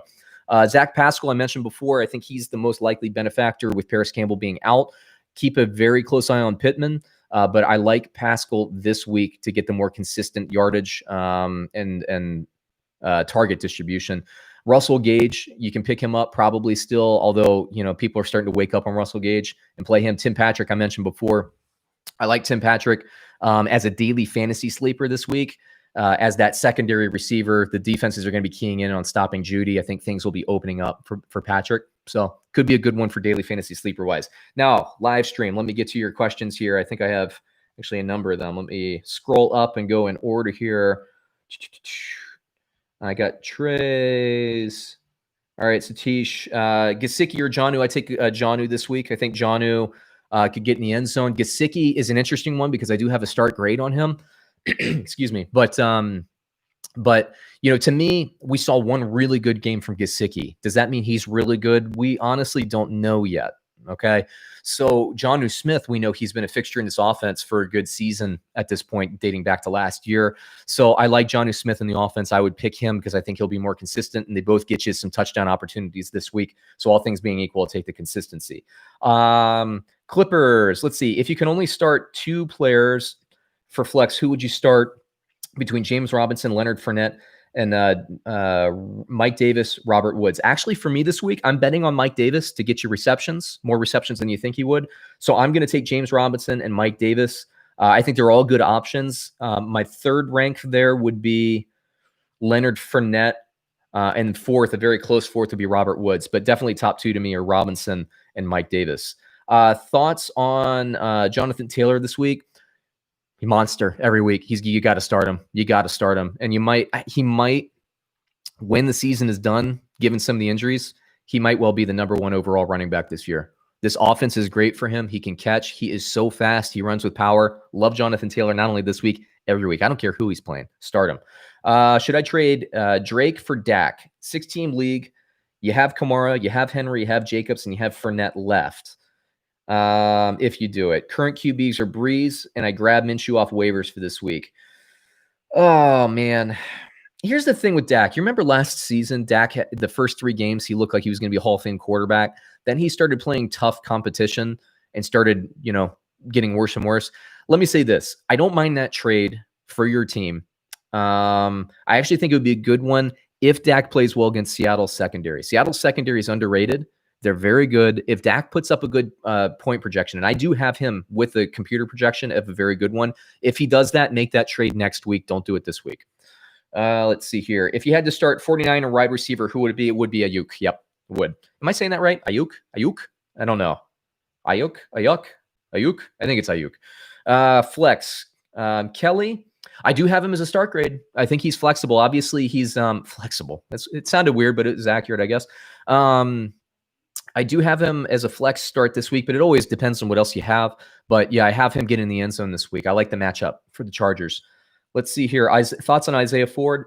Not much. I think he'd do better. Excuse me. Got to take a little bit of water. Yeah, no problem. Satish, appreciate your subscription there. Everybody else, I'm working through position by position here. I just did the wide receiver position. I believe I just answered all of them. Oh, Satish, no problem. Am I pronouncing that Satish right? I believe so. I actually have one last question. Mixon, Moore for flex. Not sure who to pick. You're talking about DJ Moore, I'm assuming. Yeah, I'm going to go ahead with DJ Moore. All right, Satish. I'm down with it. Let's see. Moving forward. So for our live stream, once again, I'm working through position by position. This is raw footage. All these positions are going to be broken out to position-specific stuff that I'll be posting later today. Let's see here. Again, I'm working my way down game by game. We'll do tight end, we'll do waiver wire. But because it's a raw recording file, I'm going to be starting it as if it was an episode. Once I get through the game selections, I'll do the waiver wire, and then I'll answer any outstanding questions that I have that have come up through the chat. So give me 1 second, take a sip here. All right.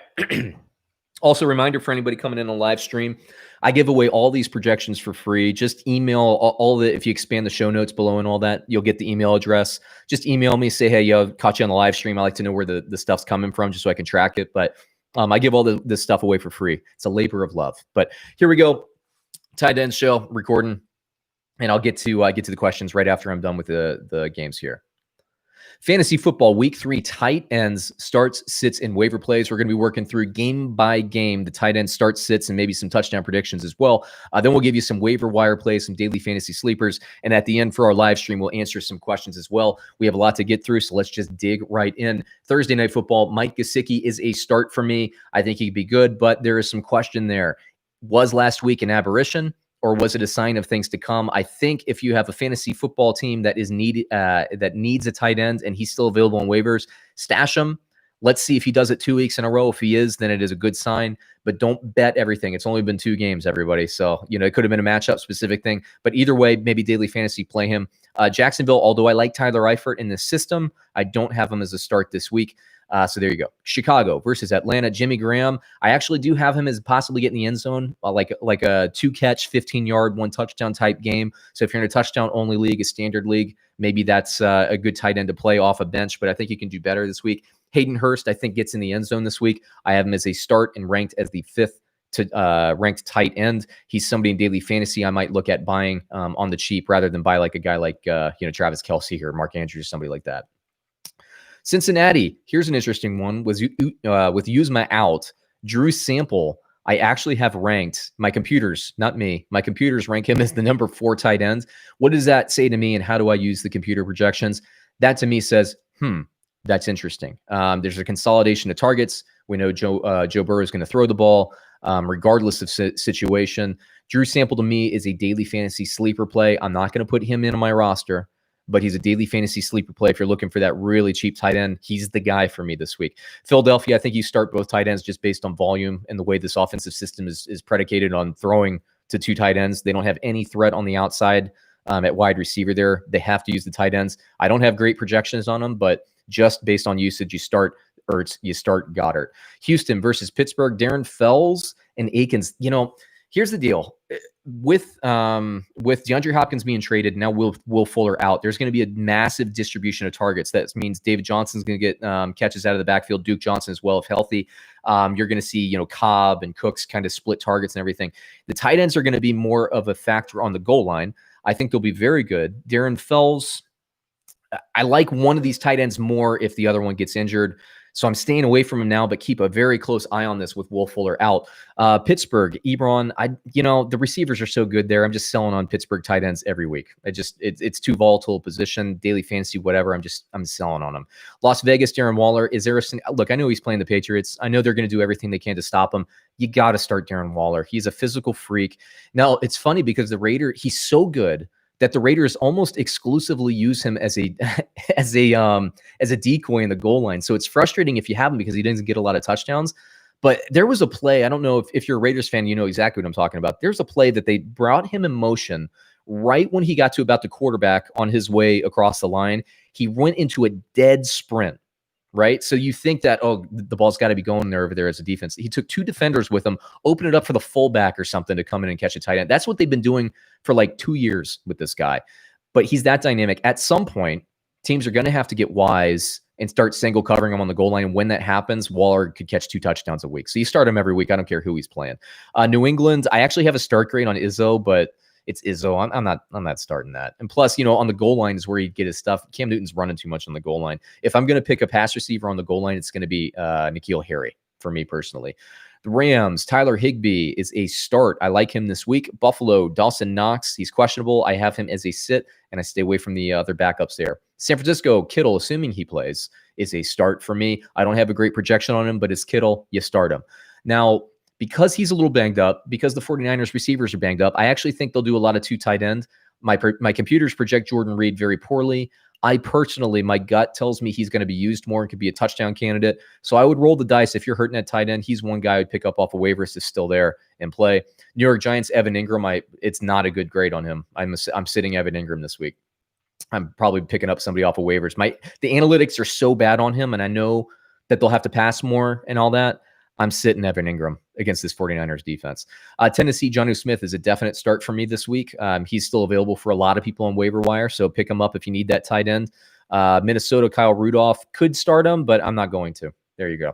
Washington, Logan Thomas. He's going to get targets. He might lead the team in targets this week. You got to start him every week. The only thing holding him back is that Haskins they haven't been great in the red zone, and Haskins, he's not looking good as a quarterback. He's a little bit too raw, but Thomas will get you catches and yardage, and they've tried to throw to him. Actually, he should have had a touchdown last week. Haskins missed him.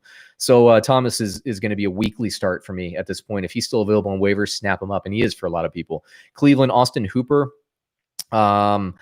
Go ahead and start him. One of these tight ends is going to get in the end zone. It's either going to be him or Harrison Bryant. Start Hooper this week. Carolina versus the Chargers. Ian Thomas. No, I don't like tight ends in this system. Very similar to Arizona. I think they go wide receiver. I'm not into it. With Justin Herbert starting, I like Hunter Henry a lot more. You can start him. New York Jets. I'm staying away from every New York Jet not named Jamison Crowder or Le'Veon Bell when he comes back and is healthy. I'm just staying away. I don't care what the analytics say, and the analytics don't like him this week either. Indianapolis. Jack Doyle would be a start if he plays. If not, I think you'd be very comfortable starting Ali Cox. Either one of these starting tight ends for Indianapolis, I think you can plug and play this week. Dallas, Dalton Schultz. There's too much receiver that I like this week. I do like his projection against Seattle, but Dallas's wide receivers are so strong. I think that's where they're going to go. Yes, I know Seattle's secondary. They're very good. It's going to be an interesting test. I'm going to stay away from Dalton Schultz. If he looks good this week, then we can talk about him a little bit more. That's how I feel.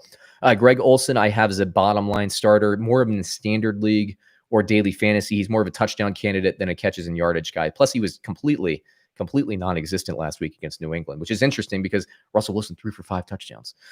Detroit versus Arizona. TJ Hawkinson is a start. Arizona, I stay away from tight ends every week. But TJ Hawkinson, I like this week. Even if Golladay comes back, I like him. It only makes him stronger, in my opinion, on the goal line. Tampa Bay, I'm staying away. Too much murkiness with Gronkowski and Howard. I'm just going to stay away. Denver, Noah Fant. No Cortland Sutton there. Teams keying in on Judy. They're going to try to key in on Fant as well, but he will get enough volume. I'm going to start on Noah Fant. He's ranked number 9 for me in tight ends this week. Green Bay versus New Orleans. Mercedes Lewis, Tanyan, whoever, Sternberger. I'm staying away from tight end in Green Bay. Here's the deal. Aaron Rodgers likes Mercedes Lewis. So Mercedes Lewis is going to get in the field. How about this, Green Bay? Find any receiver to complement Devontae Adams, for crying out loud. But Allen Robinson and Valdez-Scantling have been playing better this season, so I'll give them credit where credit's due. New Orleans, Jared Cook is a start for me. But I'm not starting like Josh Hill or Taysom Hill or anything like that. Kansas City, Travis Kelce, weekly start. He's in the top 10 again. Mark Andrews, I don't have a great grade on him this week, but you got to start him. It's Mark Andrews. Start him. He's going to be a factor every week. So there you go. There's the full boat of games. Live stream. I'll get to your questions in just a second here, but some waiver wire and some daily fantasy plays. Drew Sample has a crazy computer projection for me. So for that reason, I think daily fantasy rotate him in some lineups. But I'm not playing him in like redraft or dynasty or any of my fantasy leagues. Jonnu Smith is a start in every category for me. I think you could probably pick him up off of waivers still. Logan Thomas is still somebody you can pick up off of waivers. Look, Washington's offense isn't great, but they target Logan Thomas a lot. He gets quality targets in the red zone as well. If you watch the games, he's a start. Greg Olsen, like standard touchdown only, could be there. And I mentioned Gesicki before. Is he more like we saw in week 2, or is he more like we saw in week 1? We'll find out a little bit more in week 3. Still a little bit too many questions for me to risk it for him, given that you can still get like a Logan Thomas or Jonnu Smith off of waivers in most scenarios. But Gesicki, if you need a tight end, you want to take a bet on one. Again, I would take a bet on Logan Thomas before, but I wouldn't argue against that. So let's see. Do we have anything new on the live stream? Am I going to do my top 10, Daryl, for each position? I am gonna do that, but I'm gonna do that in a segment, probably the live recording tomorrow, the Rockobot segment. And I've been thinking about doing some daily fantasy lineups. I play, DraftKings and stuff, and that's really what I built the computer projections for, anyways. I was talking about Drew Sample, being this daily fantasy kind of sleeper guy. My computer projections historically have been, I've run the math on them for about 6 years now, but I've only been making them live for people in terms of content for maybe 2. Usually I try to vet the stats and everything for 3 years before I start publishing, just to prove it out for myself first. I don't like to learn on the fly. I don't think that's fair to everybody. But what my computer projections have done historically well at is identifying third down running backs when they break the end zone. It does well in identifying when teams are going to have somebody in the middle field getting the touchdown. And what I'm talking about is tight ends. Like, for example, Houston, I think one of these two tight ends will get in there. Cleveland this week, one of these two tight ends will get there. And as we get more in-season data, it gets better and better and better. So, yeah, I'll be doing them. I think, it's still kind of a work in progress here, but I will be doing that in some fashion. It'll probably be coming out on Fridays because mostly the daily fantasy I play is Sunday-only games, so I let Thursday just kind of do its thing. Let's see here. Goddard or Ertz this week? And also, will Higbee keep it up? Higbee this week, I have a great projection on him. This is a guy that I was down on. I was fading in drafts, and I was wrong on him. I thought that there would be more of a snap count distribution between Everett than we've seen thus far. And Higbee's place in this offense has been hurting Cooper Kupp over the middle. Now, I think those things will even out. But Higbee, I do have as a start grade this week, even against a tough Buffalo defense. So there you go. And then your initial question, Goddard or Ertz? I have them both so close. Last week, I thought was interesting. It looked to me last week that the Rams were keying in on stopping Goddard. And it's interesting because if you pay attention to kind of like the defensive schemes and what they say, Ertz doesn't play physical football. I think Goddard is more the physical tight end. And I think because of that, Philadelphia can do more things on the field with him in the lineup. They can show more run fronts and, people will be more believing of it. I think teams are starting to focus on Goddard more, which means Ertz is going to have a lot more room to work. We know Wentz loves Ertz. I'm going to start Ertz this week. Both tight ends have value to me. I'm going to go with Ertz because I think defenses are starting to focus more of their attention on Goddard, and Ertz can eat people up in the passing game if he's not being double covered. So there you go. And that's it for the live stream at this point for the questions. So I guess we'll close out this segment as well. Check out quarterbacks, running backs, wide receivers as well. I meant to do defense this week, but I didn't prepare for it, so I didn't do it this week. But we'll be back with some more videos later on as well. Okay, so for our live stream here, Ethan, let's see. Pick 3, Julio Jones, Allen Robinson. Allen Robinson would definitely be one. Juju would be another one, assuming he plays. Are you in a PPR or not, Ethan? I'd say if you're not in a PPR, Edwards-Helaire would be there. And if you are in you have a really good, this is a great problem to have right now. If you are not in a PPR, I'd take Edwards-Helaire. If you are in a PPR, I would take Godwin. So yeah, Allen Robinson. Okay, cool, Ethan. Thanks. I would say Allen Robinson, Chris Godwin, and Edwards-Helaire. No, I'm sorry, PPR. Godwin, Juju, and Robinson are my picks. I'd leave Julio on the bench, believe it or not, with those 3 picks this week. Gosh, I feel dirty saying that. Honestly, if this was my team, I'd start Julio at all costs. So let me tell you how I would play this personally. Screw the analytics. I would play Julio and Juju. And then it would be a coin flip between the 3. And I would probably take Godwin, if healthy, over Allen Robinson and Edwards-Helaire. Robinson has a nice start designation, and he's playing Atlanta's secondary, so I don't mind you placing him. But the way I would play it is probably Jones. Brady looked so good last week that I think Godwin's going to be more of a factor.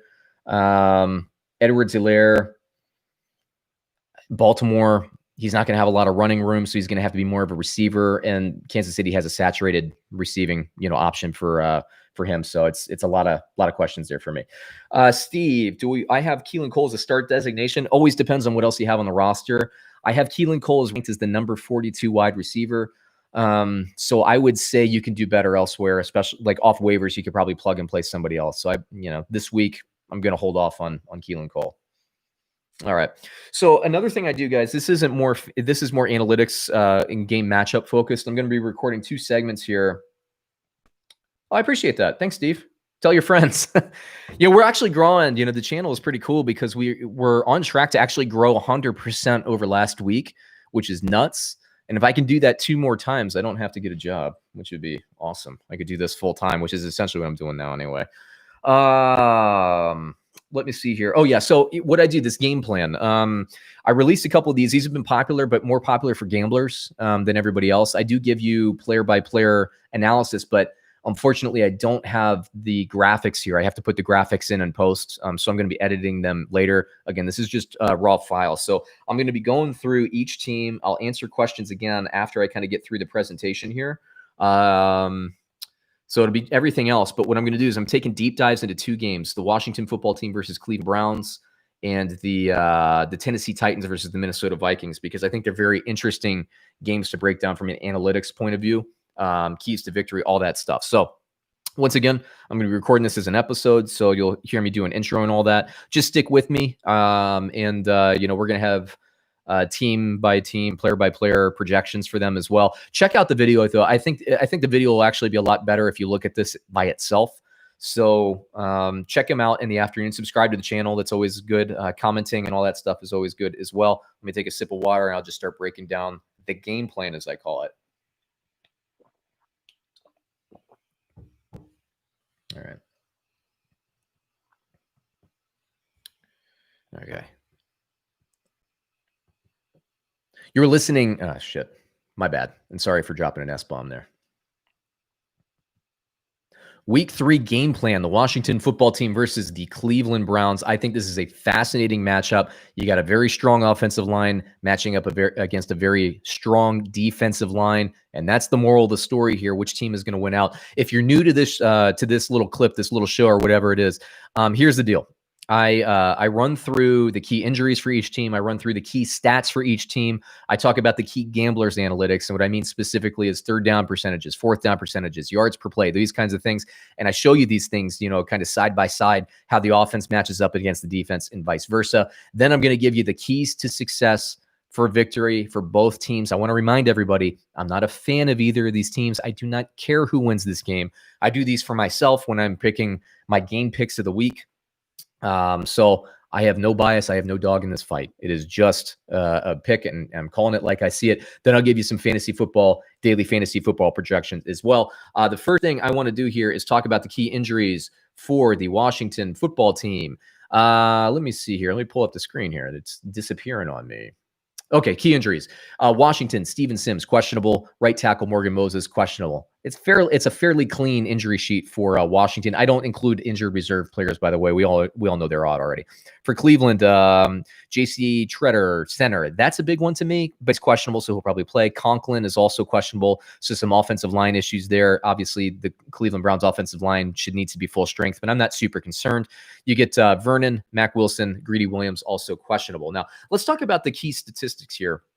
And I like to put offenses versus defenses together. So the passing offense for Washington thus far in a very young, and yes, I know it's only 2 games, offensive or NFL season so far, we have the Washington football team is 31st in passing versus the 27th ranked passing defense for Cleveland. So there's not really a big winner there either way for me. The pass defense for Washington is 17th versus the 28th passing offense for Cleveland. Keep in mind, Cleveland had to deal with Baltimore in week 1. So although I would say if you look at just the passing offense versus passing defense, you give a slight advantage to Washington, at least based on 2 games of data that we have so far. Now, let's look at the run offense versus run defense. This is where Cleveland really takes a strong lead in terms of statistics. Washington has the 24th ranked running offense versus the 6th ranked running defense for Cleveland.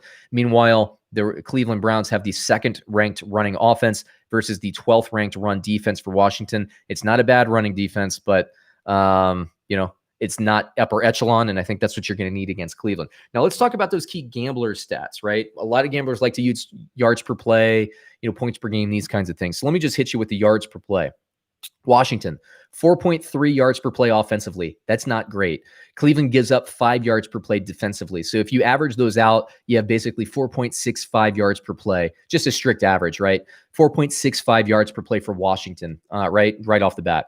Defensively for Washington, they give up 5 yards per play. Cleveland gets 5.9 yards per play. So again, average those guys out. You have basically 5.45 yards per play for Cleveland versus 4.65 yards. That's almost 1 yard per play advantage per play that Cleveland's going to get. That's a massive tick in Cleveland's favor. And again, Cleveland had to deal with Baltimore that first game of the season. That's pretty impressive. Third down conversions, Washington's offense only converting 30%. Cleveland's offense only converting 40%. Defenses are pretty similar, although Washington's third down conversion percentage defensively is better than Cleveland's. Offensively, fourth down conversions, about 2/3 for Washington. And Cleveland's defense has given up fourth down conversions on everyone. It's a young season, so that 100% stat's a little skewed. Cleveland hasn't been converting fourth downs very well. But here's the deal, though. The red zone offensive touchdown for conversion percentage thus far, and again, Cleveland's had to deal with Baltimore, 83%. Very good. Very impressive. Red zone defensive touchdown percentage for Washington, 50%. So half the time you get in the red zone against Washington's defense, you score a touchdown. Cleveland, 83% of the time they get in the red zone, they score a touchdown. Very, very good. Defensive red zone touchdown percentage, meanwhile, for Cleveland, their defense is pretty bad. They give up touchdowns 70% of the time when teams get into the red zone. Offensive red zone percentage is, as blah as the Washington's offense appears, their red zone percentage is strong, which means that their play calling is strong inside the 20. 57.1% is pretty good. 60% tends to be your playoff teams. 80% is out of this world. If I had to give an advantage here, I would give it to Cleveland just based on what their offense is doing. But Washington, basically the moral of the story here is Washington, when they get the opportunity, they're taking advantage of them, and Cleveland's not stopping them at a high clip. So that kind of evens out a little bit. But again, with the gambler statistics, I skew towards the Cleveland side, which is why Cleveland is a 6.5-point favorite at last check. But here's the deal. Turnover margin. Washington is a +1. Cleveland is a -1. That's a net of +2 for Washington. So yards per play, Cleveland. Third down percentages, red zone percentage, all go towards Cleveland. Turnovers are the great equalizer, as we all know as fans. So let me get you to the unbiased keys to success for Washington to win this game. This is going to be the first truly physical test for the Washington football team defensive line. They've had to play Philadelphia to start with the season. Miles Sanders was hurt, so they had basically to stop Boston Scott running the ball. Last week, Kyler Murray was so electric running the ball and doing his thing. They didn't really – I think Kenyon Drake had like 4 yards per carry, but this is the first time that they're playing an offensive line that's talented and that will lean on them all game. And Cleveland will do that to Washington. So I'm very interested to see. Now, I think Washington's defensive line has a lot of talent, but I'm not a Washington fan. I'm not a Cleveland fan. I'm just saying it's going to be interesting to watch. We know what the game plan is going to be, but Washington obviously is going to have to stop that run and put Cleveland into third and long situations. Can they do that? That's the big question of the game. Whoever matches up against Odell Beckham had better to be playing and paying attention every single snap. Odell Beckham, because of the commitment to the run, will get 2 to 3 deep shots this game, and they will be in single coverage. So that cornerback better show up, because Odell Beckham, say what you want, he's not the 2015 version of Odell Beckham. It's not his rookie season, but he can still beat a one-on-one matchup, especially on a double move there. So pay attention. That's going to be a tough task for this defensive backfield for Washington. Cleveland has been strong against the run and on the outside against solid competition, but susceptible over the middle. That means Logan Thomas and wide receiver slants. That's why I say Steven Sims could be a daily fantasy sleeper. Logan Thomas is going to get a ton of targets. Cleveland knows that they're going to try to stop it, but you basically have McLaurin, who I think Cleveland will do a pretty decent job of locking down. I think Logan Thomas is the key to this game offensively for Washington, and also maybe some wheel routes, maybe some quick circle routes for Antonio Gibson, those kinds of things. Then lastly, my fourth key to success for Washington, Haskins had better have a clean stat sheet. I just talked about Washington netting 2 in terms of turnover potential. If this game ends up being even in terms of turnovers, Cleveland will win the game. Washington has to have a clean stat sheet. If Haskins throws 1 or 2 interceptions, I think it's a done deal, unless Baker Mayfield has like the worst day of his life. Now for Cleveland, keys to success, this isn't rocket science. Give the ball to Chubb 20 times. I don't care if Chubb is getting 3 yards per carry. Give the ball to Chubbs 30 times. Because if they do that, it's going to neutralize the defensive pass rush. Chase Young, all the Sweat, like all these guys that are really good on the defensive line for Washington. They want to pin their ears back and they want to rush Baker Mayfield. And they'll have some success in the first half of doing that. But if you stick to the run in the first quarter, the second quarter, the third quarter, by the fourth quarter, first of all, Chubb's going to be getting like 8 yards a carry, and Kareem Hunt too. But when they want to do play action, when they want to do those bootlegs, Washington's just going to be too gassed. Washington's job, like I said before, is to make the running game so difficult that Cleveland will stray from that game plan. If Cleveland's patient, I believe they win the game. Work the middle of the field with Landry and Hooper. That's not what I have analytically. I do think Hooper gets in the end zone. Bryant you can use as well. This system likes using tight ends. This is a team that they should be using that approach with. Just think play action and a tight end seam that's going to be there all day for Cleveland. Hold on to the ball. Cleveland's going to have to fumble or throw this ball away for Washington, I think, to have a really strong chance to cover the spread. Cover the spread. They do have a strong chance, but I'm saying win the game. Again, the spread is 6.5. Take your chances with McLaurin. I'm talking single coverage. Lock down Logan Thomas, who I just talked about in the keys to victory for Washington. I'd rather see Cleveland double cover Logan Thomas and McLaurin kind of have a day than vice versa. Leave the middle of the field covered.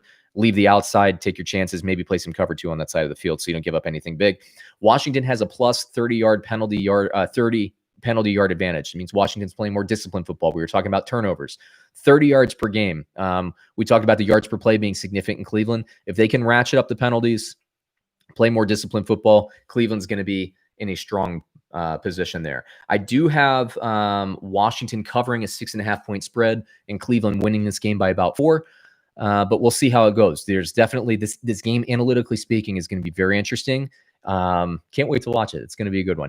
Now let's see here. Let me get you some fantasy football projections here. Haskins is a sit. Antonio Gibson, I think, will be more involved. He's a start at a 9.71. McLaurin, like I said, we'll see. I think Cleveland's going to do a pretty reasonable job of covering him. It depends on what they do with Logan Thomas. I'd like to see Cleveland move towards stopping Logan Thomas. Whether or not we'll see that, I don't know. We don't have a ton of data in season with this defensive scheme. Logan Thomas, I have projected as 14.65.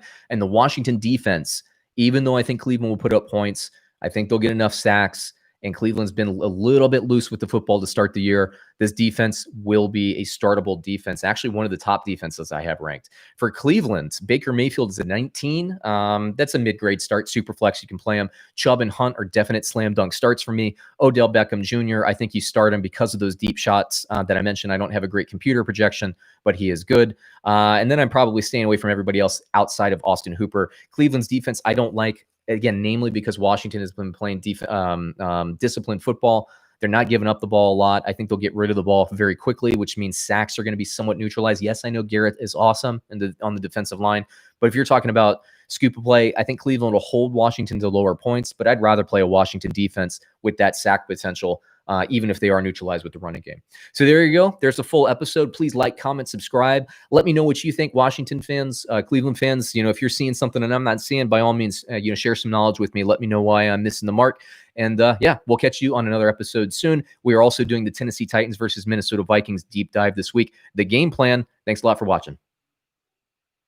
All right, everybody, live stream. That was my raw recording for the game plan, which will be released later today. Like I just mentioned, I'll be recording Tennessee and Minnesota shortly, but let me answer any questions that might have come in. Breeze or Minshew this week? I take Minshew. If Mike Thomas is back in, I haven't been paying too close. I know he's still questionable. High ankle sprains are always dicey for me. Breeze was just uncomfortable last week. He needs Michael Thomas as that safety valve. If Thomas plays, it's more of a coin flip for me, but I like Minshew this week. So there you go. Thanks, Keith, for tuning in. I appreciate that. Claudio, would you go Mixon or James Robinson? James Robinson. Mixon, I'm concerned with. I talked about, probably about 45 minutes ago. I'm concerned with him in this offense. I need to see Zach Taylor commit to the run. Historically, he has not done so. Mixon got most of his yardage last year, in my opinion, in the second half of games that they're already losing and getting blown out by, which means Mixon was basically running against a light front in prevent coverage. That's when he was going off. I think Zach Taylor wants to throw the ball, and he's not throwing enough to Joe Mixon for my taste. So I want to wait and see on Mixon. I start Robinson. I love the way he runs the ball. All right, that does it for questions for now. Let me get into the live recording, the raw recording for the game plan for Tennessee Titans versus the Minnesota Vikings, which I love this matchup too. This is a fun one.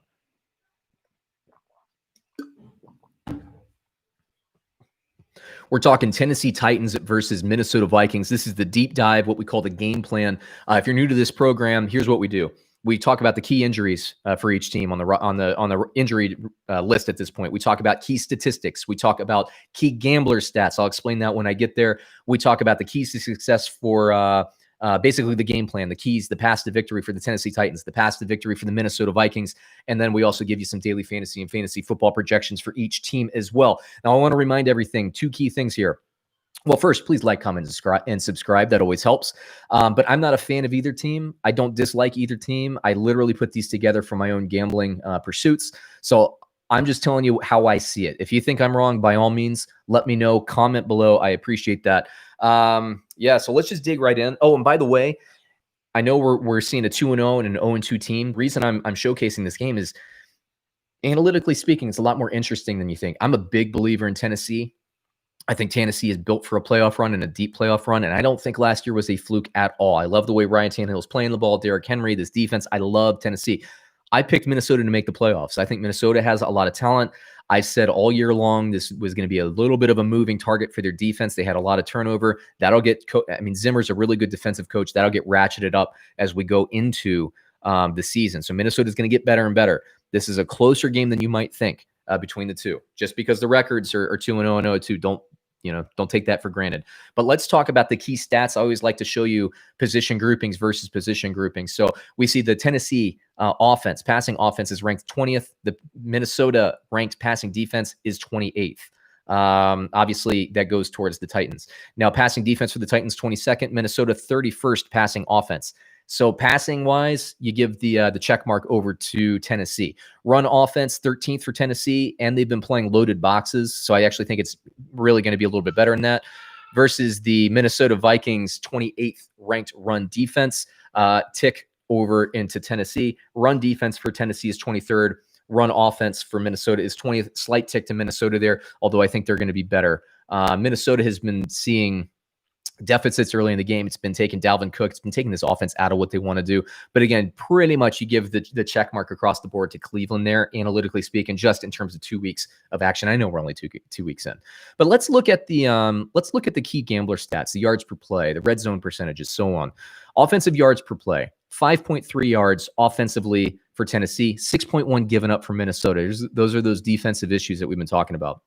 But keep in mind, Minnesota has also started off the season with Indianapolis, who can move the ball, and Green Bay, who can move the ball. So take it with a grain of salt. But if you average these out, you're looking at basically 5.7 yards per play for Tennessee. Now, Minnesota, they get 5.8 yards per play. Defensively, Tennessee gives up 6 yards per play. Who has Tennessee played so far? Jacksonville and Denver. Jacksonville, I like their offense. Actually, I think they're underrated. Denver, So if you look at this and average those out, you see Tennessee's at an average of about 5.7 yards per play. Minnesota is at about an average of 5.9 yards per play. That is interesting because if you look historically, look against the spread, the yards per player is a very key indicator and how the game's going to be spread out. You see both teams are going to be able to get basically first downs. Both teams, analytically speaking, should get about the same amount of plays. So how efficient are these teams with those plays? Well, third down percentage, Tennessee's over 50% offensively. Minnesota's only at 33% offensively. It's because these receivers losing Diggs hurts. And, they're probably getting into more third and long situations. Cousins isn't converting them because the receivers aren't separating outside of maybe Adam Thielen. So that's a key indicator that Tennessee is playing more efficient ball, right?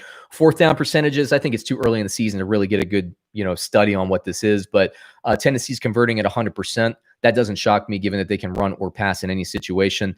Minnesota's giving up 2/3 of the time fourth down conversions, converted 0%. I'm not sure if that's literally a 0 or if they haven't had a fourth down conversion yet. My guess is 0.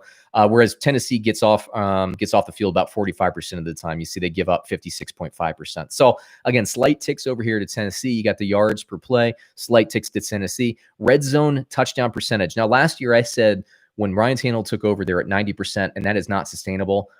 Early returns, 85.7% touchdown percentage for Tennessee, picking up right where they left off. That is massive. Tannehill is super efficient, incredible. Defensively for Minnesota, 50%. They give up half the time somebody gets in the red zone, they give it up a touchdown, and they're playing a better team in terms of efficiency. They have Derrick Henry. Teams that can run the ball and commit to the run are always better with red zone percentage because it gives you more looks to give the defense. It's measurable. It's across the board. If you can run the ball, you're better. And that's why I think Minnesota might be struggling a little bit, although I will say as bad as some of their analytics are, their touchdown percentage at 66%. It's not Tennessee good, but that's pretty good in the league. 2/3 of the time they're getting touchdowns. And defensively for Tennessee, they give up 75% of the time they give up a touchdown while in the red zone. So that stat, the 2/3 versus the 75% from Minnesota, that's in their favor. Then Tennessee 85% versus Minnesota 50%. They're pretty similar. So the rankings and everything, 2 games into the season, you can although Tennessee had the advantage, I kind of tossed them out the window. You look at yards per play, it's actually a slight advantage for Minnesota, believe it or not. You look at red zone percentage, if you average those things out right now, you're looking at about roughly 2/3 of the time Tennessee you can expect this week 2 out of every 3 times. For Minnesota, it's like closer to about 70% of the time. So Minnesota actually has the better percentage there, but it's coming down to 3rd downs. It's coming down to 4th downs. And also, let me hit you with the turnover margin per game. Tennessee is at +1.5. Minnesota's at -1.5. They're not taking care of the football. That's a +3 turnover margin coming into the game. If you take it +1.5 and then -1.5, that's a factor of +3 for Tennessee. That's massive. So you know that Minnesota has to take care of the ball. They're not playing really efficiently on 3rd downs, and they need to take care of the ball. So those are two keys there. But let me get you through the keys to success. I just gave you a little bit of them. But Tennessee, how they win? Red zone touchdown percentage has been nuts. Just keep doing what you're doing. Do what you do. Derrick Henry. I don't think Minnesota can win this game by stacking the box. Teams have tried to do that the first 2 weeks. Ryan Tannehill's carving them up. They're saying, "Hey, Ryan, I dare you to beat me." And Ryan's like, "All right, I'll beat you, I guess." I think Minnesota has to stop Henry with 7. They can't stack the box because Tannehill will carve them up. Minnesota, and by the way, I guess this is Tennessee's keys to victory. So keep carving them up. Keep carving them up. Derrick Henry, I think he's going to run wild with 7. That's just how I think right now. Minnesota's defense is still struggling. They'll be fine. I'm not throwing shade at you, Minnesota, but we knew this is going to be a little bit of turnover this year. It's not surprising. Minnesota will come out with intensity. The 0-2 teams are always come out with some fire. So that is interesting, kind of the mentality. The offense does match up well analytically, like I said before, if they take care of the ball. Tennessee, if you're a Super Bowl threat, you win this game. You win this game, Tennessee. So what kind of mettle do you have mentally? I believe in Tennessee, but we'll see. If Tennessee can stop Cook and Madison, if they can turn Minnesota into one-dimensional like the first 2 games for Minnesota have been, then Tennessee wins this game, no problem. Mismatch for me comes in the passing game. A.J. Brown, Corey Davis, Humphreys, Smith, they should have nice days. Again, we're talking about the stacking the box factor. If Minnesota tries to stop the pass and takes their chances with Henry, it's really pick your poison. I mean, Tennessee plays very sound, disciplined football. So it's very interesting to me. Now, Minnesota, keys to victory. Minnesota, 20th ranked running offense, not good enough. You know that's not what Minnesota wants to do. That's not what Dalvin Cook wants to be. They will get back to what they do this week. Can Tennessee stop them? Giving up, 6 yards per play defensively? I don't know. So we'll see. Indianapolis's defense might be a little underrated. We're seeing Green Bay Packers defense pretty good. Is Tennessee as good as those teams? I think they are, but they better prove it this week because Minnesota will run and stick to it. Yards per play advantage, like I said before, goes to Minnesota. Turnovers are killing them. Got to hold on to the ball. They can't go in with a -3 compared to Tennessee. Need to hold on to the ball. Stop the run with 7 in the box. I mentioned before, if you can stop with 7 in the box and drop people into the coverage, things will be a little bit better. Make Ryan Tannehill beat you with precision. Don't let him pick you apart. That's what's been happening all season for Tennessee and all of last season as well, I might add. Involve Madison and thump Tennessee. And when I say thump, I mean run them in, commit to that run, and use Madison to keep Dalvin Cook fresh. That's important. Minnesota comes down with a -3, like I said, turnover margin, just hammering this point home. Come on. You got to do better than that. Let's talk about fantasy football. I do have nice projections on Ryan Tannehill, A.J. Brown, Corey Davis, Adam Humphreys, Jonnu Smith, and Derrick Henry, I think, will do good as well. I like this offensive matchup across the board. Minnesota's defense is still kind of sliding at this point. They've had 2 tough games to start the season. They will get better. I still think they're going to be in the playoff chase. but they better fix it up. So if they go into an 0-3 hole here, that's bad, but they will come out ready to play. So there you go. And speaking of ready to play, I don't have start grades on Cousins, but definitely Dalvin Cook is a yes. Adam Thielen is a yes. And honestly, I stay away from everything else, including the defense. So there you go. There's my game plan. Once again, unbiased. I don't care who wins. I really don't. If you're a fan of this team, you think I'm missing the mark, tell me why. Comment below. I appreciate it. Please like, comment, and subscribe. And check out other videos. We did another game plan for the Washington football team versus Cleveland Browns. We'll be back with some more next week. I appreciate you watching. We'll catch you again soon. All right, live streamers. I'm back to you, and that's really the end of my raw recordings here. So I'll be closing this up. Let's see. Who are some good trade targets? Buy low, guys. Let me pull up my spreadsheet real quick, Michael. Let me get to my screen here. I'm looking at trade targets because I had a few of them. It depends on, position and all that. I'm going literally name by name here.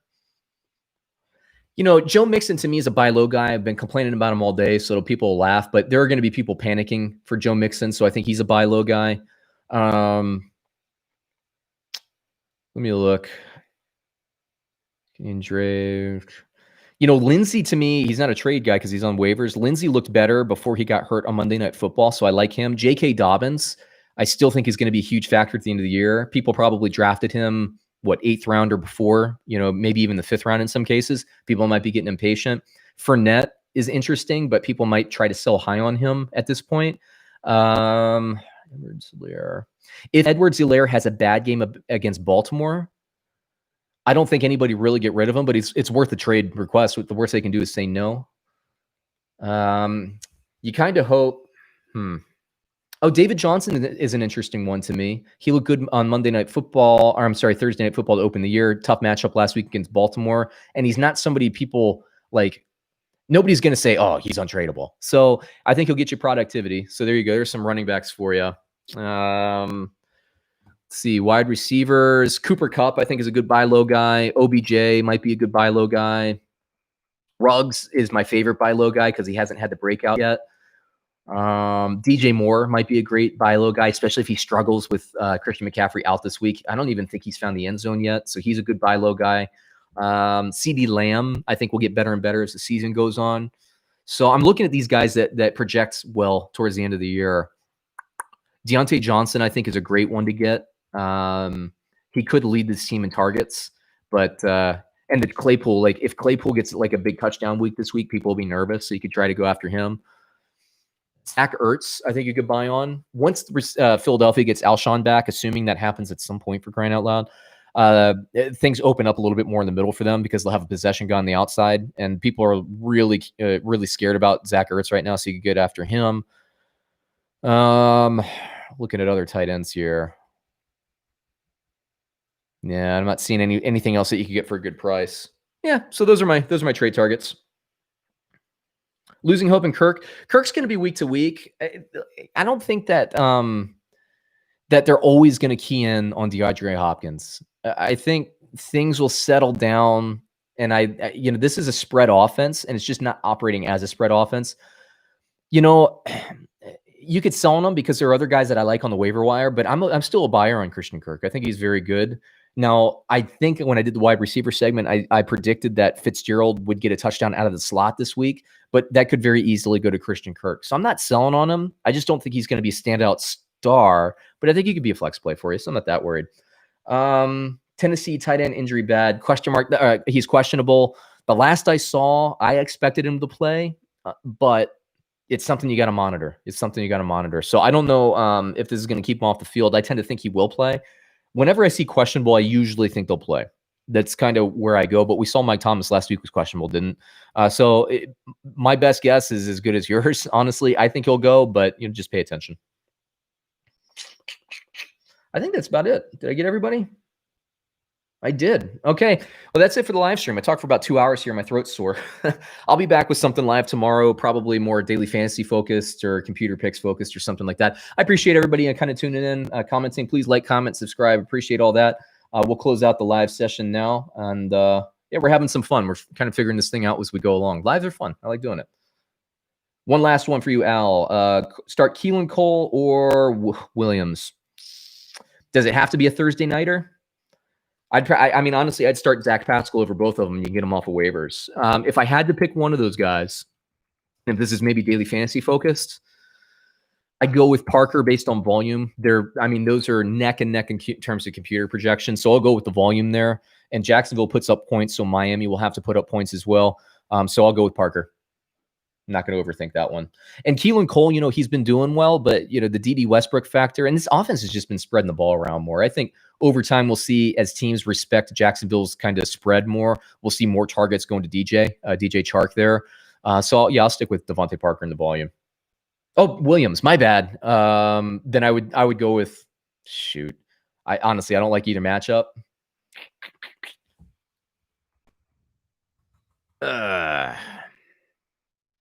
Go with Cole. I don't feel good about that. But for me, it's a coin flip, so I'll defer to computer projections, and Cole's at 4 points more than Williams. So I'll go with Cole. Are those your starting? Yeah, Pittman's good. I like Pittman later in the season. I talked about this during my wide receiver segment. I like Pascal better now.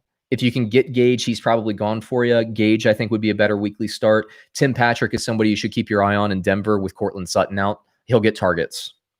Marvin Jones, I love, especially regardless of whether Galladay plays.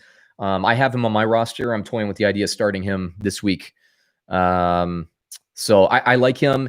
He gives you about 90% of the production that Galladay does. When both of them play together, people are focusing in on Galladay. Jones gets more one-on-one matchups in the red zone. I like Jones quite a bit. If I have to pick two, roll the dice on Pittman with a full week of practice. Zach Pascal. I mean, I like Pascal better than Pittman this week, but long-term, I like Pittman more. I'll roll the dice on Pittman rather than Williams or Keelan Cole this week. So there you go. Poor you. You were loaded at wide receiver before last week. Well, Thomas might be back this week. I haven't seen if he's been officially ruled out. Last I saw, he was questionable. So anyway, hey Al, I'm gonna close out the live stream here. Everybody, thanks. Al, if you haven't already, subscribe, buddy. We could use the subscriptions. We appreciate it. And we'll catch you tomorrow. I'll do something at the same time, so I'll be back answering more questions and all that. Thanks, everyone.